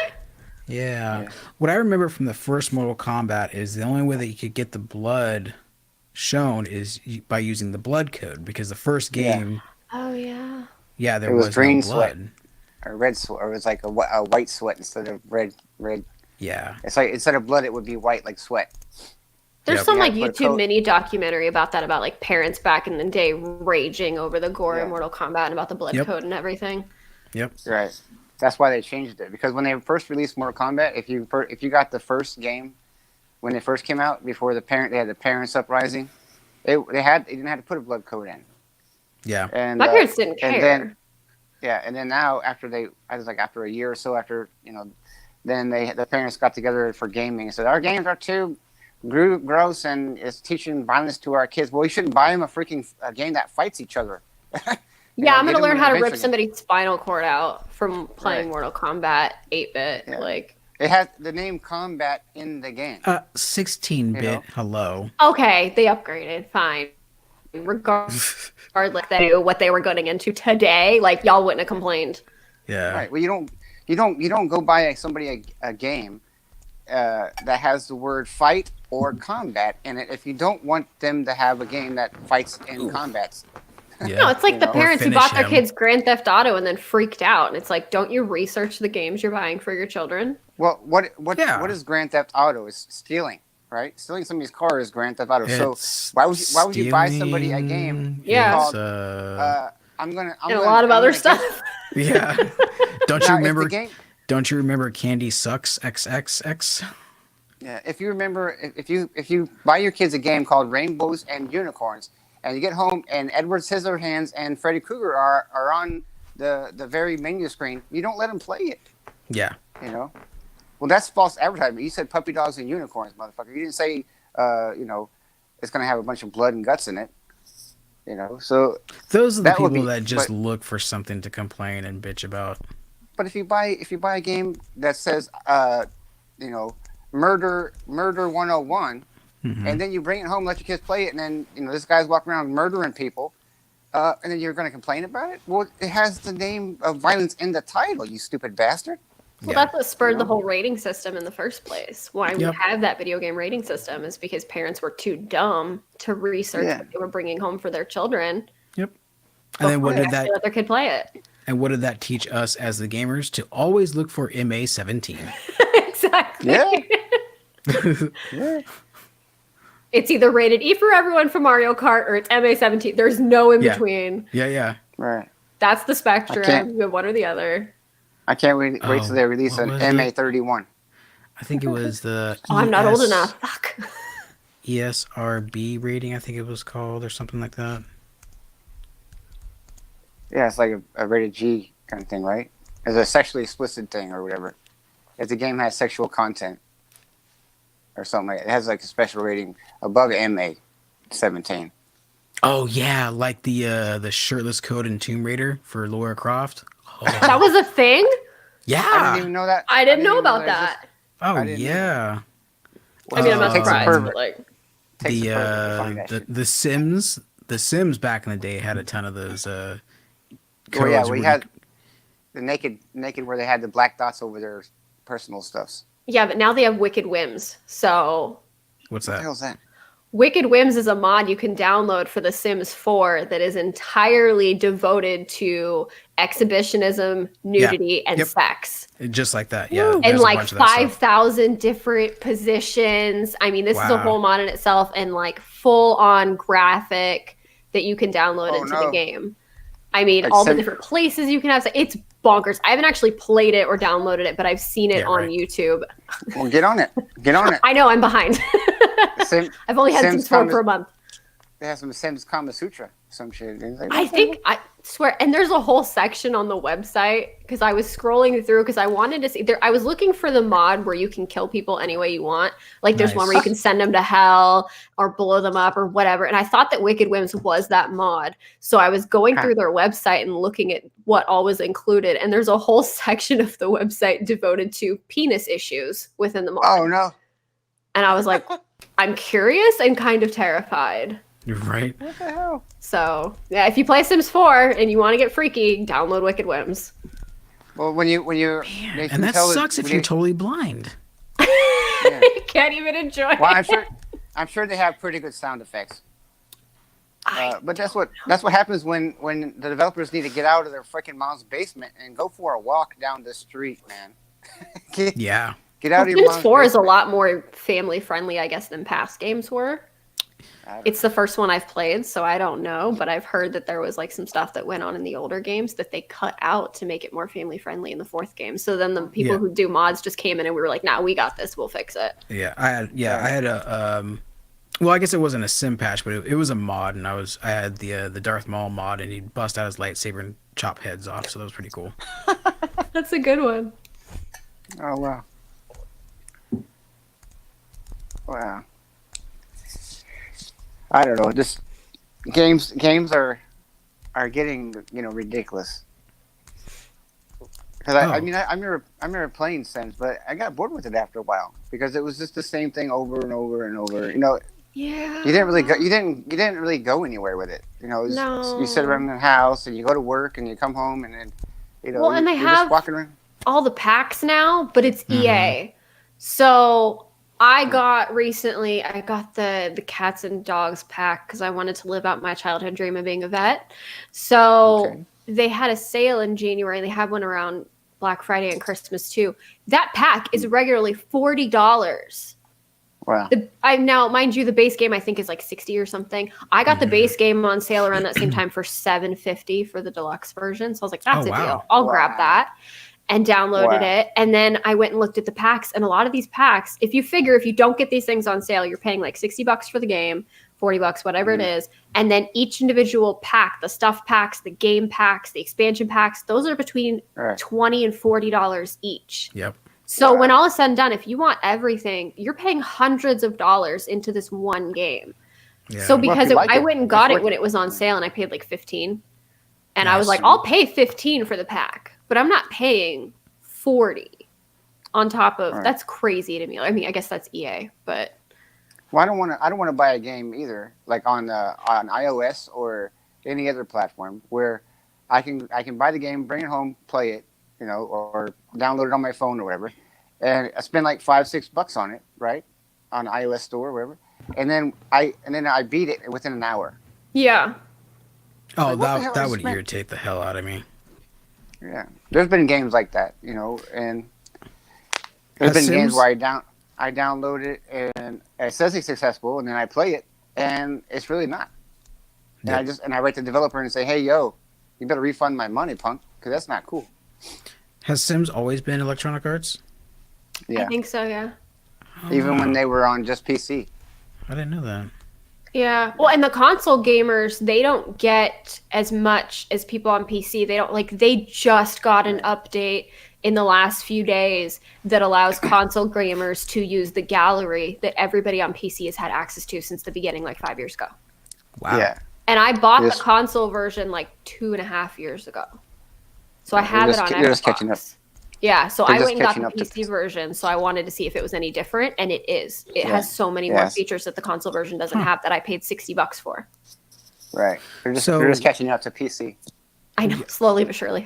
I can't remember which one it was, but you were talking about Sims and accessibility. What were you talking about as far as Sims being accessible in that video? Oh, so yeah, I have a whole video on this, but basically they came up and somebody told me this is new with The Sims 4. The other games didn't have this, but they have this really huge UI slider in The Sims 4. And there's it's massively huge how big this slider is. And I was really stoked when I saw it. And because my computer that I'm currently on is actually a 43-inch TV. Oh, wow. So I've got this huge screen in front of me. And I was really excited. I got the game in, and all the menus are really, really tiny. And I was like, well, that's not going to happen. So I went in to look, and they have there's a section for accessibility. But the only feature in the accessibility section is this UI slider. And it's huge. It's very vast, but there's like a sweet spot you have to stay in. And if you go below that, I don't really know why anybody would do that. But I don't really know what happens either because I couldn't see it. But if you go above that sweet spot, it sends you a message that says, not everything may be visible on the screen. So I have mine expanded to a point where there's like the tops or the bottoms of certain like pop-ups that come up. I might not be able to see. I have to like hit the escape key to get out of it because I can't hit like the OK button. But I can still see everything on the screen. Okay. And like nothing's getting cut off in the main gameplay. but You it need to goes invest. twice the size beyond that. Yeah, So you need to- I you need actually, huh? Wait, I said you need to invest in a projector screen. Well, I tried to go beyond where I keep mine set in my video, and I couldn't even get the slider all the way up because the window gets so big, it completely cuts off the ability to apply the changes. So, and you can't move the window around. And that's what I said. Like, you guys took it to this place where you came up with this really cool thing that would be incredibly useful, but you didn't finish the thought. Right. You didn't finish out. I mean, if you were able to move those menus around, and personally for me, as I said in the video, as someone with visual impairment, I don't necessarily mind if I lose more of my gameplay screen as long as I can see what the hell's going on because I'm playing the game at all. Yeah. Right. So to not be able to use half of this slider because it cuts everything off so much, it's completely useless and there's no point for it to exist. Wow. Yeah. So it's usable for me. I'm 2200 for anybody who's watching this wondering. So I'm right on the edge of legally blind and I'm able to use it on a 43-inch screen. But if you're more blind than I am, you have a smaller screen, you might struggle a bit because while you can expand the size of the UI quite a bit, you're not going to see everything.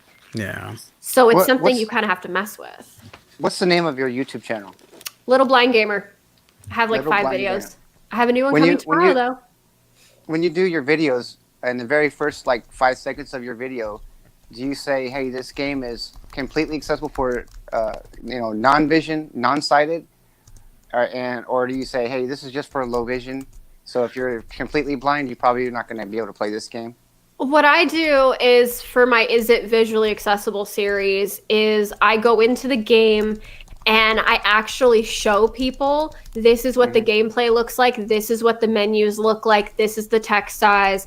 This is the accessibility settings if there are any. And I kind of let people draw their own conclusions because when I look for games to play, something that I don't typically see people do is you can see gameplay and you can see gameplay trailers, but I don't ever see people go into the menus and show the text size in the menus or show any accessibility settings in the menus. So that was something I really try and show people.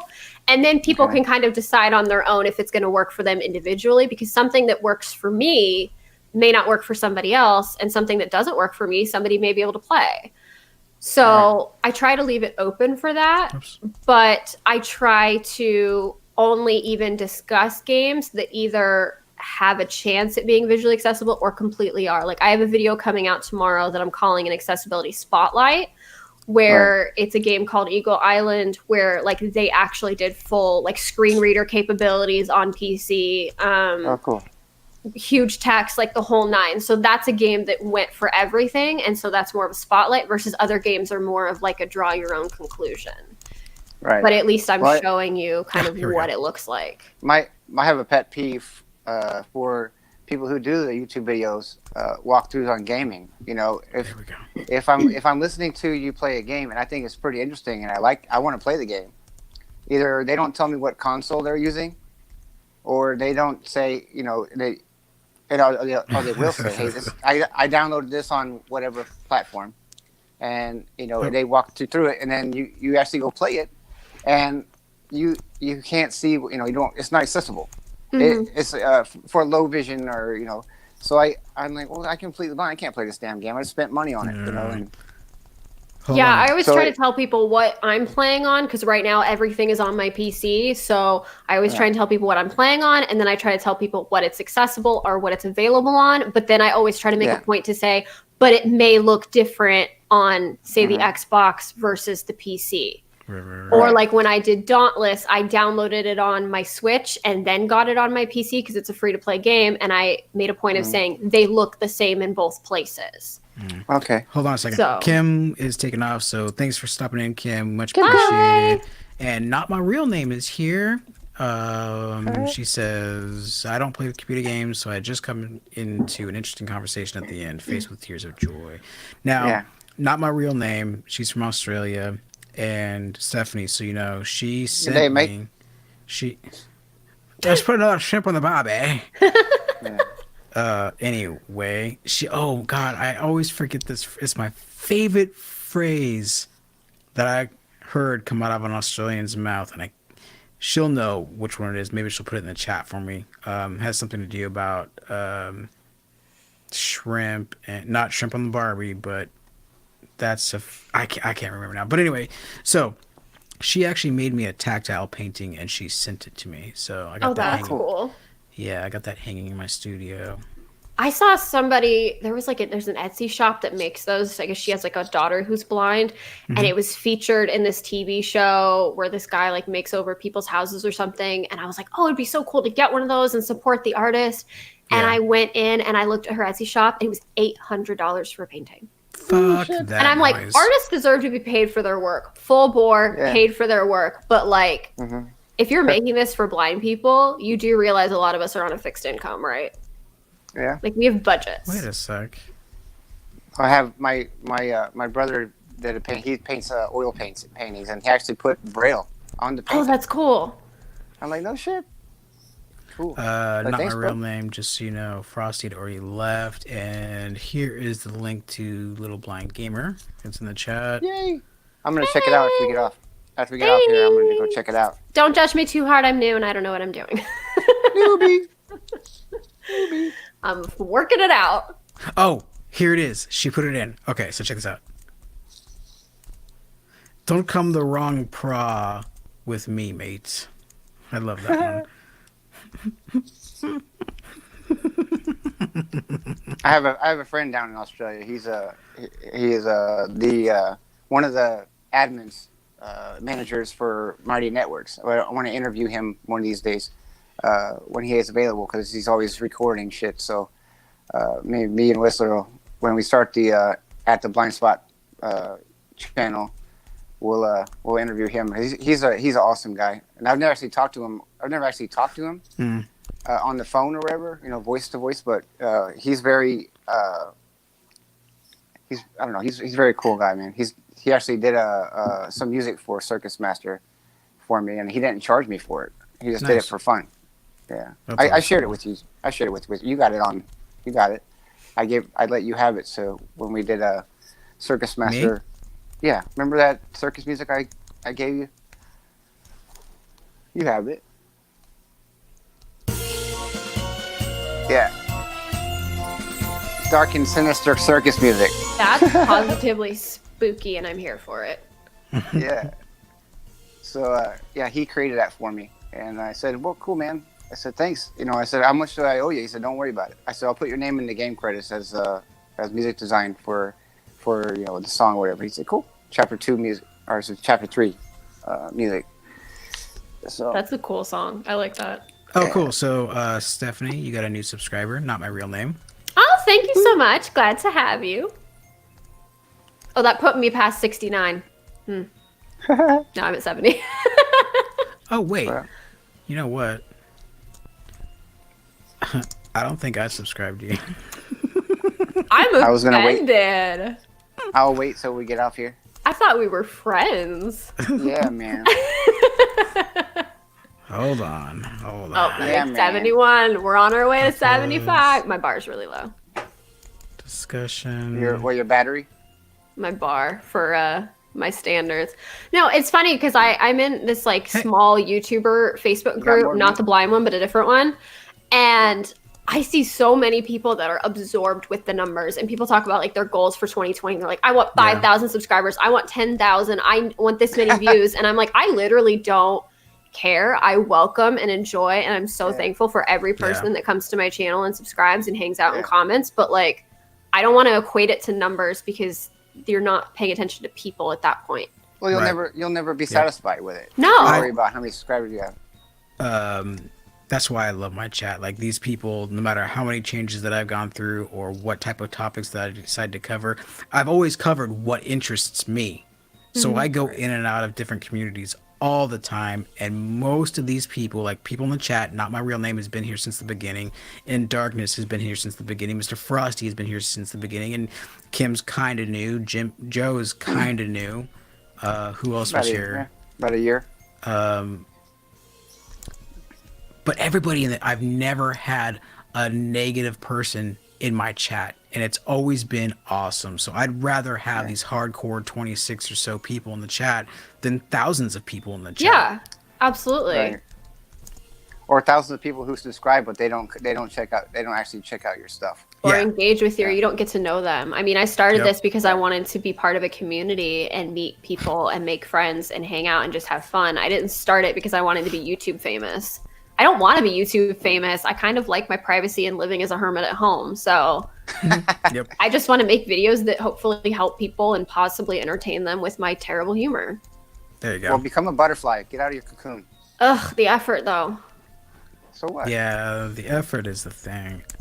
I live on a farm in the middle of nowhere. The whole leaving thing is a struggle. As long as you have fun with it, it's not a job. No, it's not. And I hear so many people talk about YouTube burnout because they go so hard into it trying to build their channel, and I'm like, I'm just here to have a good time.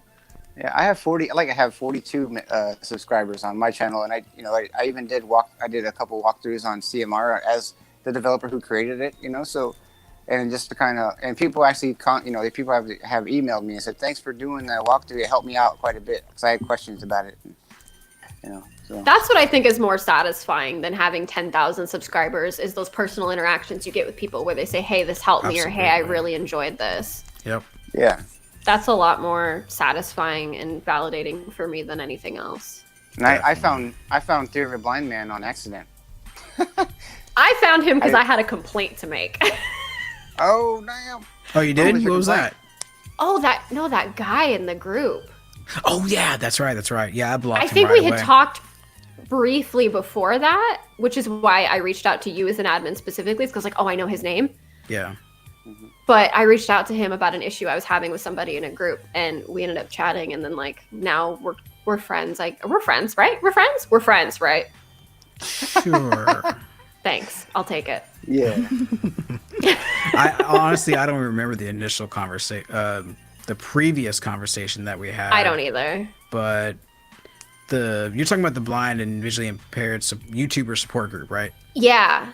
Yeah, that group is like, Kyle isn't so active that much anymore. Who knows what the hell happened to Carrie? She up and vanished like a fart in the wind. So it's pretty much just me and Kyle monitoring it and adminning it. But yeah, people usually come to me to say like, hey, this person has said this, that, or the other. I'm like, block. I don't even put up with it. Just block. That surprised me, actually, because I was like, I'm not trying to get anybody in trouble. This was just weird. So yeah, I don't put up, especially if it's like harassment or anything even near tiptoeing into that realm. I'm not going to put up with it, because once you give an inch, they'll take a mile. So I say, fuck you, get out. Yeah, bye-bye. Thank you. Come again. Or don't. Or don't. Stay far, far away. Never come back. Yeah, not my real name says you're most welcome. I think I have about 40 subscribers. Oh yeah, she's got some really cool frog videos that I wish I could see. She had a frog that she named Yoda, by the way. That's perfect. Yeah. I mean, what else would you name a frog, honestly? See? Not my real Frogger, name maybe? I don't have a frog. I have every other animal under the sun, so. Nice. Not my real name says, I'm not here to be famous. I love my internet family on your channel. See? It's a good Amen, group. sister. It's a good group. Fight the power!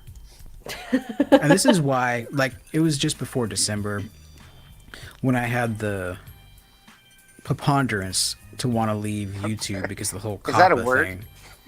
Oh, that almost stopped me from starting a channel. I had to do a lot of research before I felt okay starting up.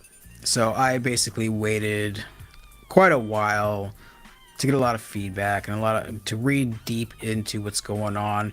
And what actually got me to come back was after the January 1st email, that maybe it was just before January 1st, but it was somewhere near that time frame, and they were much clearer on the specifics. And I was just like, I don't have anything to worry about. And I don't think they're gonna mess with us too much. And what sucked about not doing YouTube is what you see here in the chat are the people. Like, I miss chatting with the people. The Facebook, I get more attention statistically wise on Facebook, but not as much interaction because it sucks for screen readers. Yeah, and then even if you want to comment on Facebook during a live video, you can type in, click on the thing, you type in what you want to say, and click submit or whatever for a comment. But if you're on your cell phone and you use Siri or whatever, not Siri, but if you do, what the hell is it called next to the space bar? The dictation. Dictation. It'll beep. You can say what you want to say, and as soon as you go back, it pauses the video. You can push submit, the comment, but then you have to close out Facebook and then go back in to continue the video, and your comment will be there, but it freezes up the video, if you use this dictation. That's annoying. Yeah. So now, by the time my dumbass types in letter by letter what I want to say, the topic has already changed to something else. I'm like, damn it. And YouTube started doing that, where I have to turn my voiceover off, and then double tap where the comment thing is at, and then turn voiceover back on by using my home screen, my home button, and then I'll be able to put a comment and then submit. So, I covered that in a live stream before I left the first time. You just double tap and hold the chat box, and it'll go whoop, whoop. On your. Yeah, if you're using your cell phone. Yeah. I tried that. I tried doing a double tap to hold the thing, hold the screen down, and it didn't do it. It didn't open up. It didn't open up where it says your line, whatever's in the front or whatever. It's just like so complicated. What the hell did you say? Yeah, you heard me. When you open up a comment box, it says your text field is editing. Yeah, text field editing at the beginning of the whatever. Or at the end of it or whatever. But it doesn't do that. I have to turn my voiceover off, then double tap on where I think the comment box is at, and then turn my voiceover back on, and then it'll say text editing. See, y'all are summing up really well why I've struggled so much to learn voiceover in the first place. Because I've tried a few times and I turn it off within 10 minutes because I'm like, I can't with this nonsense. But I have to use it, otherwise I don't know what I'm doing. I'm getting there. I'm gonna be getting there. I have just enough vision still to be able to use my Max font on my phone, but then that font doesn't transfer to every app. Some apps don't read it at all. I had a whole thing with Discord a few days ago about this, where I asked them about why their font size range was so freakishly small, and my size 8 font doesn't read in their app. And they were like, well, you need to go into our forums and create a topic about it. If people upvote it enough, then we'll implement it into the app. And I'm like, just start using emojis. Isn't that messed up? They're basically saying that we don't care about accessibility, and we're going to leave it up to the community to decide. Yeah, and it's really small font to begin with. So, I mean, at least make it so it reads the font that's dictated on the phone. But even then, some apps have the opposite problem where, like TubeBuddy, for example, if you're using TubeBuddy for your YouTube channel and you want to read anything, it's actually bigger than the 8-point font that is or the size 8 font that's on my phone, and it makes it unreadable that direction. Yeah. So it's like every app is a crapshoot. Wait till you start using screen readers more. Discord, TubeBuddy. Really? Nope, they don't work. Yeah. What happens though if, like, say, within a year or 10 years, you go completely blind and you have to use voiceover? Yeah, that's what I've got great tutorials on my channel for it. There you go. I'm gonna have to get there because, I mean, 5 years ago, y'all, I didn't even have glasses. I was 2020. Yeah. And I've dropped that far, that quickly, and I'm still going. And I'm like, I know I need to do it. I need to just buck up and learn. And every time I do it, I'm like, this is so stupid. I hate this so much. But I'm going to have to. Really quick, not my real name is leaving. So she says, it's almost 2 p.m. here.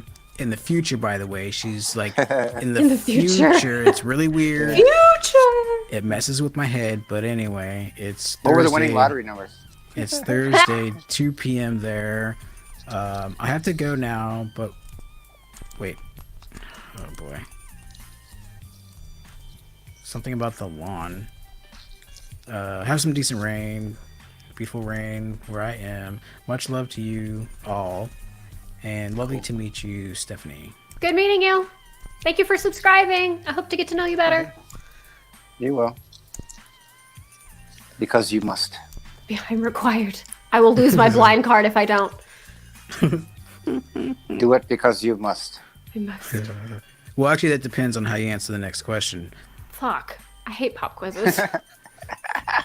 Oh, no, it's not a pop quiz. It's a psychological evaluation. Oh, cool. I'm going to fail the shit out of this. Do you find the word blindy offensive? No, why would I? That's stupid. Yes. Is that an offensive word? Who? Okay, who said that? I'm going to fight them. Apparently. Fight the power. Apparently. Well, actually, only 3 people. One person said, I could see how it could be offensive. One person said, I don't find it offensive, but I think it's stupid. So you do find it offensive, you moron. Right. Anyway. Well, and then one person one person was just flat out, I find that word offensive because this, that, and the other thing, it puts us in a bubble and a label. I'm like, fuck. Okay, how is that any different than saying we're blind? Adding a Y on the end or an IE does not change the connotation of the word. Well, we still can't fucking see. It depends on the context, okay? It depends on the context. Like if I say, hey, motherfucker, and you're my friend, you know it's a genuine term. But if I say, hey, motherfucker, and you don't, and you know, it depends on how you say it. You know, and if a blind person calls another person a blindy, hey, blindy, what's up? You know, that's different than somebody who's a sighted person going, yeah, these fucking blindies.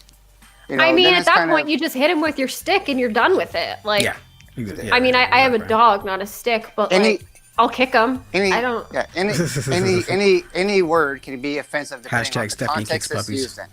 I don't kick puppies. I kick people, and that's okay. I started hashtag after that blindy thing. Hashtag Chris can't use the word blindy. I don't know why these things bother people so much. We have bigger battles to fight, honestly. Exactly. Right. Like, I don't know, accessibility, maybe? Yeah. Let's stay focused on the goal. You can't represent us in advocacy because you use the word blindy. I can do whatever the frick frack snack I want. Yeah. Tell me otherwise. Yeah. Fight the power. I swear, meet me in the Thunderdome. We will battle it out at dawn. I can't see very well, but I will get 2 good swings in before I go down. Welcome to the dark side. Also, I have a 6-foot husband who is very non-confrontational and will give you a very dirty look. Yeah. Bless his heart. Don't make me throw my cabbage patch at your ass. I swear I live on a farm. I'll start throwing carrots and chickens. Don't try me. Yeah.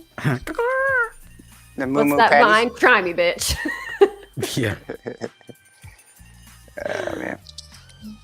I'm just an angry person, guys, in case you can't tell. I have anger issues. No, you're not. I mean, it's not part of the whole blind thing. It's just being angry. No, you're not angry. You're just normal. Oh, you know how many times I have heard, well, you're being this way because you're blind. Yeah, possibly. My personality has kind of changed since I've been blind. What? My personality has kind of changed since I've been blind. I don't cower down anymore. I stand up for myself and my community. Then before, when I was sighted, I would just blow shit. I say, yeah, this fucking loser don't know what he's talking about. I walk off. But now I say, what the fuck did you just say? You know. See, I got like that when I got a service dog, which was my first dog was 3 years ago, and that was like before even the vision loss diagnosis was a thing. And y'all want to see me get like publicly confrontational? I used to just be like, screw it, fuck these people, and I just no, not today, Satan. Now I got words to say. Yeah. And people don't expect somebody with a disability and looking weak as hell and frail as hell with a service dog to clap back at them. And I'm the first one. And then my husband just gives them this look. It's like, y'all shouldn't have done that. That was a bad idea. You got her going. You got her going. And now she's not going to stop.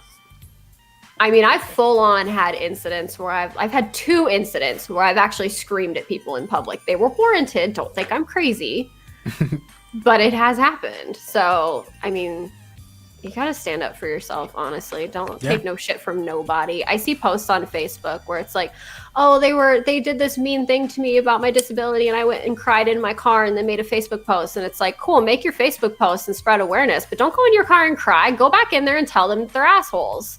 And tell them to do better. That's a social justice warrior because they expect sympathy from a community as a whole because it is that electronic expression versus like I don't understand how someone could basically live their life like they could take real world experiences like what that lady had, go back home or in a car or whatever, get on her mobile device and make a tweet or a Facebook post and have her online community back her up because they're not there. They don't really give a shit, but it's something to bitch about and complain about.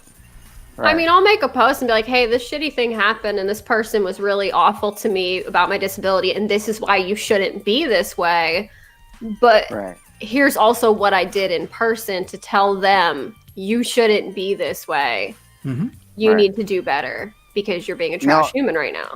Yeah, I've been asked since I've been blind, going out into the community, here where I live, and I'll go somewhere and I'll make a friend or whatever, and we'll talk or whatever, and they'll ask me a question.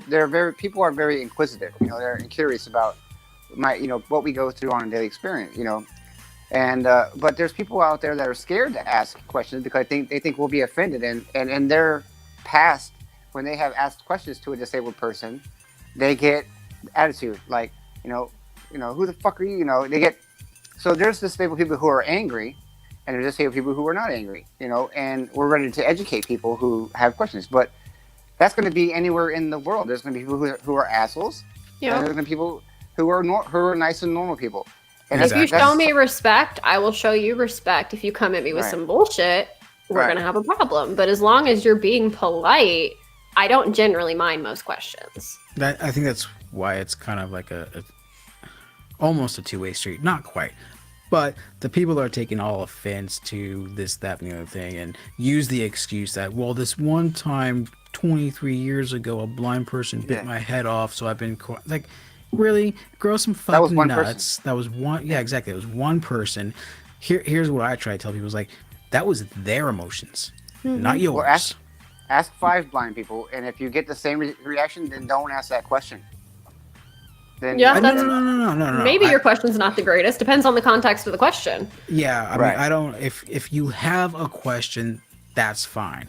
There are such things as stupid questions, but that's only in the thought of the beholder, right? They obviously need to be educated, and that's where like understanding can come in. But the candidly stupid or moronic questions where they're asking a question to be funny or to be malicious, then you're gonna catch a plate of shit.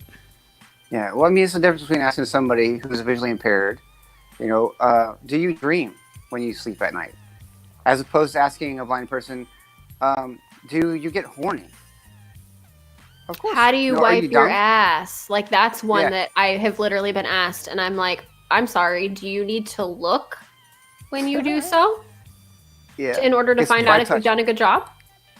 Or like, how do you tie your shoes if you're blind? Because you're obviously your brain's broken. I use Velcro. No, not really.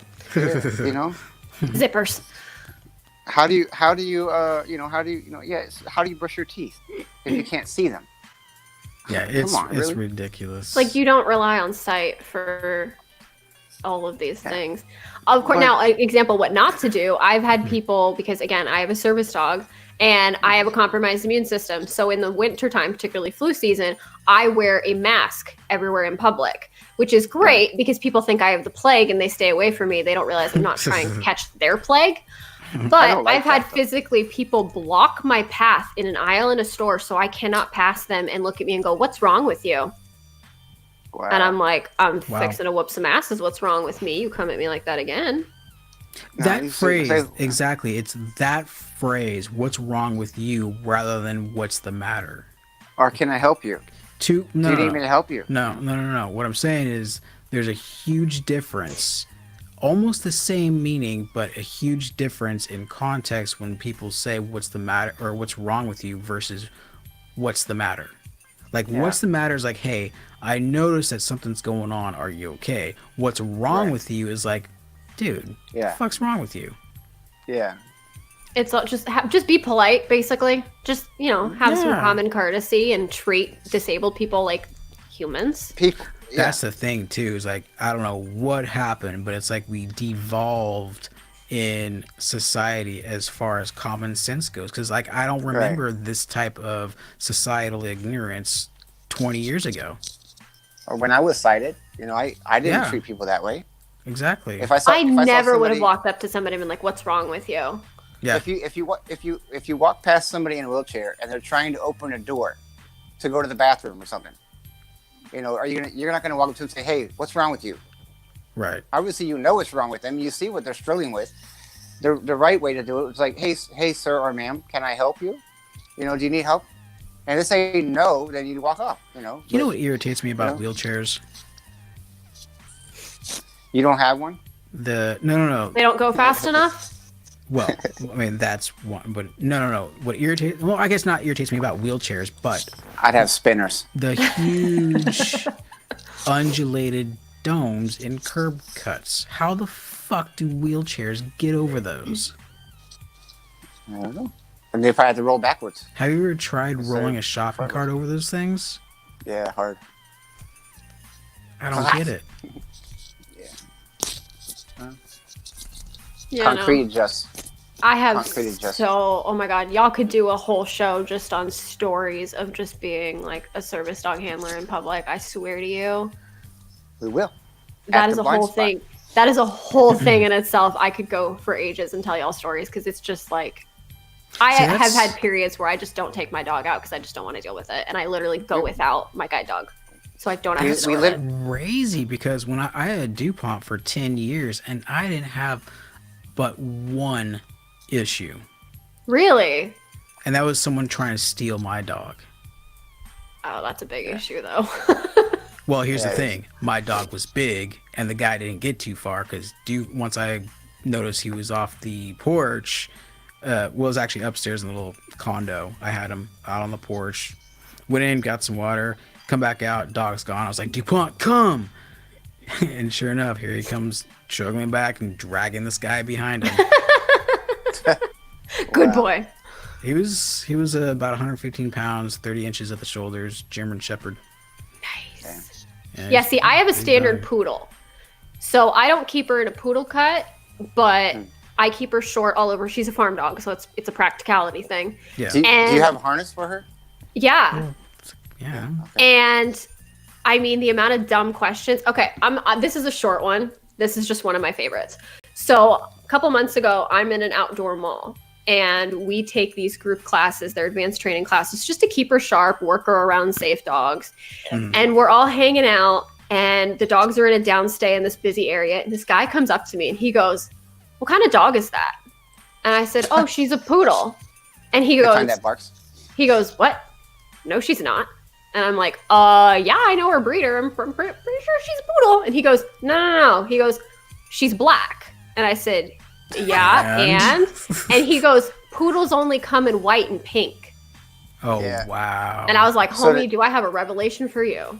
Wow. Here's white your sign. And pink. He was completely serious. That she could not be purebred because she was not white or pink. Wow. That's one of the funnier ones. I have some funny ones. Wow. I have some infuriating ones, but that's one of my favorites just because it was like, bro, what? I mean, I know you said you live out in like farm country, but I didn't know it was the 1800s. I mean, I'm not in the South, but people do seem to be a little inbred now and then. That's racist. That ain't racist. That's realism. No, I'm saying. Like I lived in Lincoln, Nebraska for a while. Only come in white and pink. Oh well, that was racist. Well, he really thought they just come out that way, just pink. They just right out of the womb. Come in green. I couldn't with that one. And everybody I was with in the class just turned around, was like, "Did he just say what we think he just said?" And I just went, "Yes, he did. Yes, he did." Take your big ass somewhere else. It was awful. Racist. Yeah. And yet so funny. I get a lot of doodle comments too, which really annoys me for personal reasons, but that's a different topic. So. Well, what was kind of cool, I got to experience at the end of last year. Went to the Iowa City has a disabled veterans golf tee tournament. I got to experience for the first time, and they actually have when the vets get to go out and play golf. If they have a guide dog, a service dog, they actually have a playground at the hotel in the casino, just for and like they have like a room, a big ass auditorium kind of room where they have toys and stuff like that, and dogs kind of get to play each other. You know, they get to be dogs. They take That's the harness off. cool. And they get to hang out for like 8 hours while the veterans are out playing golf. They need that off time. It's good for them. That's kind of cool. Nice. I was like, that's awesome. Are you ready to cut out of here, yo? You know the song. I was gonna say something's happening. Gotta have a tight wrap. Something's happening. Oh my god. Have a tight Everybody wrap. panic. That game. No, it's been 2 hours, and then once you hit the 2 hour mark live stream on YouTube, they start processing the beginning of the stream, so people can't actually rewind during the stream. So it makes things a lot easier. Yeah. All right, cool. But I mean, I've already gone over the 2 hour mark, so it's already started the process. All right. Well, I'm gonna go check out your YouTube channel, and thanks. Say hi. We'll have to have you back on when we start the At the Blind Spot. That'd be fun. Do service dog horror stories. At the blind spot. Oh, speaking of At the Blind Spot, that playlist that you sent me of 117 fucking songs. Yes, it's on Spotify. I get that. Yeah. What do you mean the soundtrack? Do you know how many hours and how many days that's going to be to play those songs? No, one a day. I just did it. I just did that soundtrack to have some, if people want to go listen to it on their Spotify account. I didn't mean to put it on the channel. Oh, well, you said for At the Blind Spot. Well, it means because I'll advertise it. Hey, this is music that I enjoy listening to, and then there's a lot of inspirational songs like about blind, with the words blind in it, I guess. So About blind. Yeah, at the blind spot. About blind. Hey, go listen to soundtrack mine. About blind. About blindies. Yeah, I'm gonna put Korn's blind on there. I could see, I'm going blind. I think it'd be funny, but there's a bunch of good songs on there. I like so. No, yeah, I went through a lot of them, like Santeria, Sublime, Rage Against the Machine. Yeah, there's a lot on there that I like too. But this is music I grew up to. I like listening to it. What I thought you wanted is to play those songs during our shows. I was like, we're gonna have a problem with copyright. Yeah, I don't think that's not what I gave it to you for. I just shared it. But gotcha. All right, guys. Well, I'm out of here. I'm gonna go. I gotta have a tight wrap and go play some games. That's gross. Don't forget to wash your hands afterwards. And it went there. There it is. Took the whole stream, but it went there. Yeah, I did. All right, guys. Well, I'm out of here. And alrighty, man. Nice to meet you. Nice meeting you. Yeah. Well, we'll chat again, I'm sure. Peace out, homie. Yep. Well, we'll have Peace more out, blindy. interactions. Yeah, my blindy. I'm just quietly creating a controversy. Don't mind me. Oh, sweet. About what? Blindy. Oh, okay. I'm just gonna work it into normal conversation. Nice. Wait, are you talking about like right now or on social media somewhere? I just did it 3 times. Oh. Just gonna interject it. Yeah, I know. Which is cool. And how that originally started was I wrote this article, and it's on my website, talking about web accessibilities for certain softwares like DLive and OBS. And so I shared the article to a bunch of groups, and I said, hey, fellow blindies, I wrote this article talking about web accessibility in certain streaming platforms, blah, blah, blah, blah, blah. Here's the article. See, to me, that sounds kind of more like an affectionate pet name than anything. Like, it's exactly what I said. It was a term of endearment. It was me relating to another blind person. People That's weird. That's when all the SJWs came out. Like, that word's offensive. I can't believe you use this in a professional letter to drag. I'm like, you didn't even read the article. Oh, yes, we did. It says it right there. I'm like, no, you didn't. That was my post advertising the article, the blog article, which you did not read. It's like nowhere in the blog article does it say blindy whatsoever. It's still like, it's not a thing. That's not a, I don't know, whatever. Maybe I'm so new to the community. I don't know what's what, but to me, I don't get it. Yeah, you just. I have a lot wait. more in my life to worry about than shit like that. Yeah, it's My priorities are elsewhere.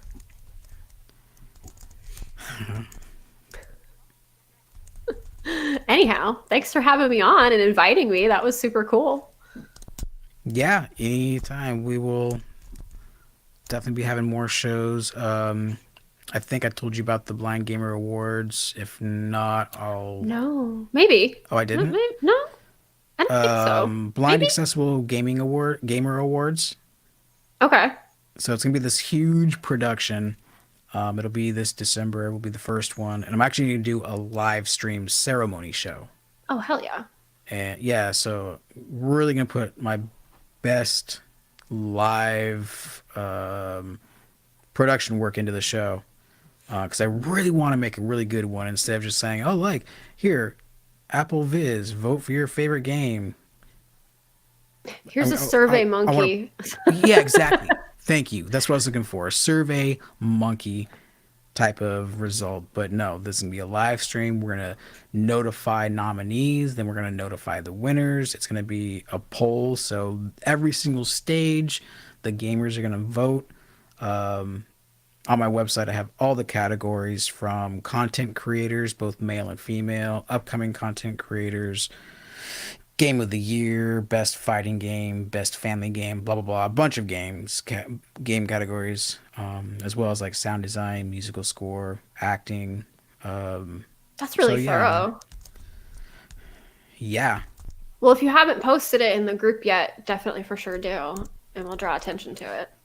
Yeah, I don't remember if I did. No. I came to your group after that, so I'll have to do that.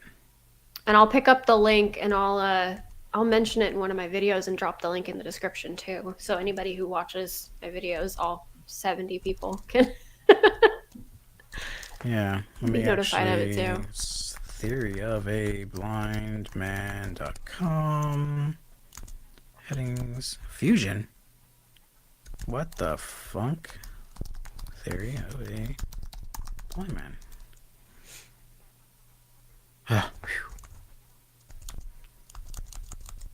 Headings, links.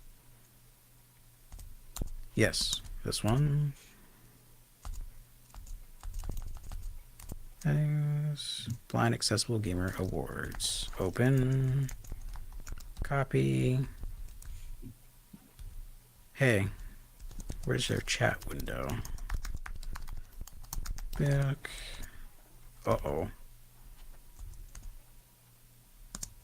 Let's go to the other one. I'm about to send it to you in a message. Okay. Sounds good. I'm just trying to work too fast while trying to talk and just doesn't work. I mean, there's only so many brain cells, honestly. Yeah, when I go... Being blind isn't always fun, people. We have screen readers going off in every ear hole and people talking and having to listen to music, and yeah, it's just it's crazy to hear a lot. Appreciate us more, damn it. Yeah. Please. Yeah. Okay. 2 hours 22 minutes. Oh wow, 222. Cool. That's a cool spot to end. Yeah, it is. All right. Thanks for joining me, Stephanie. And again, if you guys haven't done it, so hit the link in the... Actually, I think in the description box as well. But in the live chat, there's a link to her YouTube channel, Little Blind Gamer, which confused me because on Twitter, there's no E in gamer, but on YouTube, there is an E. There's character limits on Twitter. I was so annoyed. Yeah. It's literally one short. And I was like, well, I can't make the URL something else. I don't want to change the whole channel name because of the Twitter URL. So I know, right? That's why mine's Theory O Blind Man. See, you're smarter than I am. Well, it only works because I'm Irish and O, like O'Malley or O'Ryan or something. O Blind Man. Yeah, that makes sense. Yeah, so Little Blind Gamer on YouTube, links there. Also, there's something else that I posted in there. Oh, your the Blind Gaming group is also join the group. Come hang out. We would love to have more people in there chatting and staying active. And I feel like we're getting a good little group of people in there that are hanging out.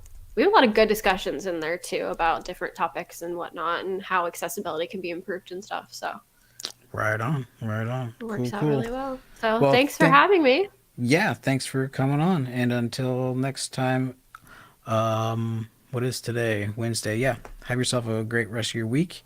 Yeah, you too. Thank you. And everybody in the chat, thanks for coming in. Much appreciated. Let's see if I can remember this time who all came here. Kim, Lackey, Mr. Frosty, not my real name. I think In Darkness was here. Those are all the names that I remember. But for anybody else who was watching, thank you very much. Much appreciated. Don't forget to check out my home and prize video from earlier today. Do it, like it, do it. Yeah. Do it 15 times and like it. Yes. Plus, make your own videos too, because that's the real goal, is to get every single blind person to make a YouTube video for this home and prize and just Wreck the system. flood 'em. Just wreck it. Hack the planet. Hack That's the right. planet. Evil plot has been established. Yeah. Alrighty. I don't know what song I'm on, but I'm just gonna pick. Oh wait, I did change the song already. My bad. That's right. Okay, everybody. Take care and have a wonderful, Peace out. wonderful night.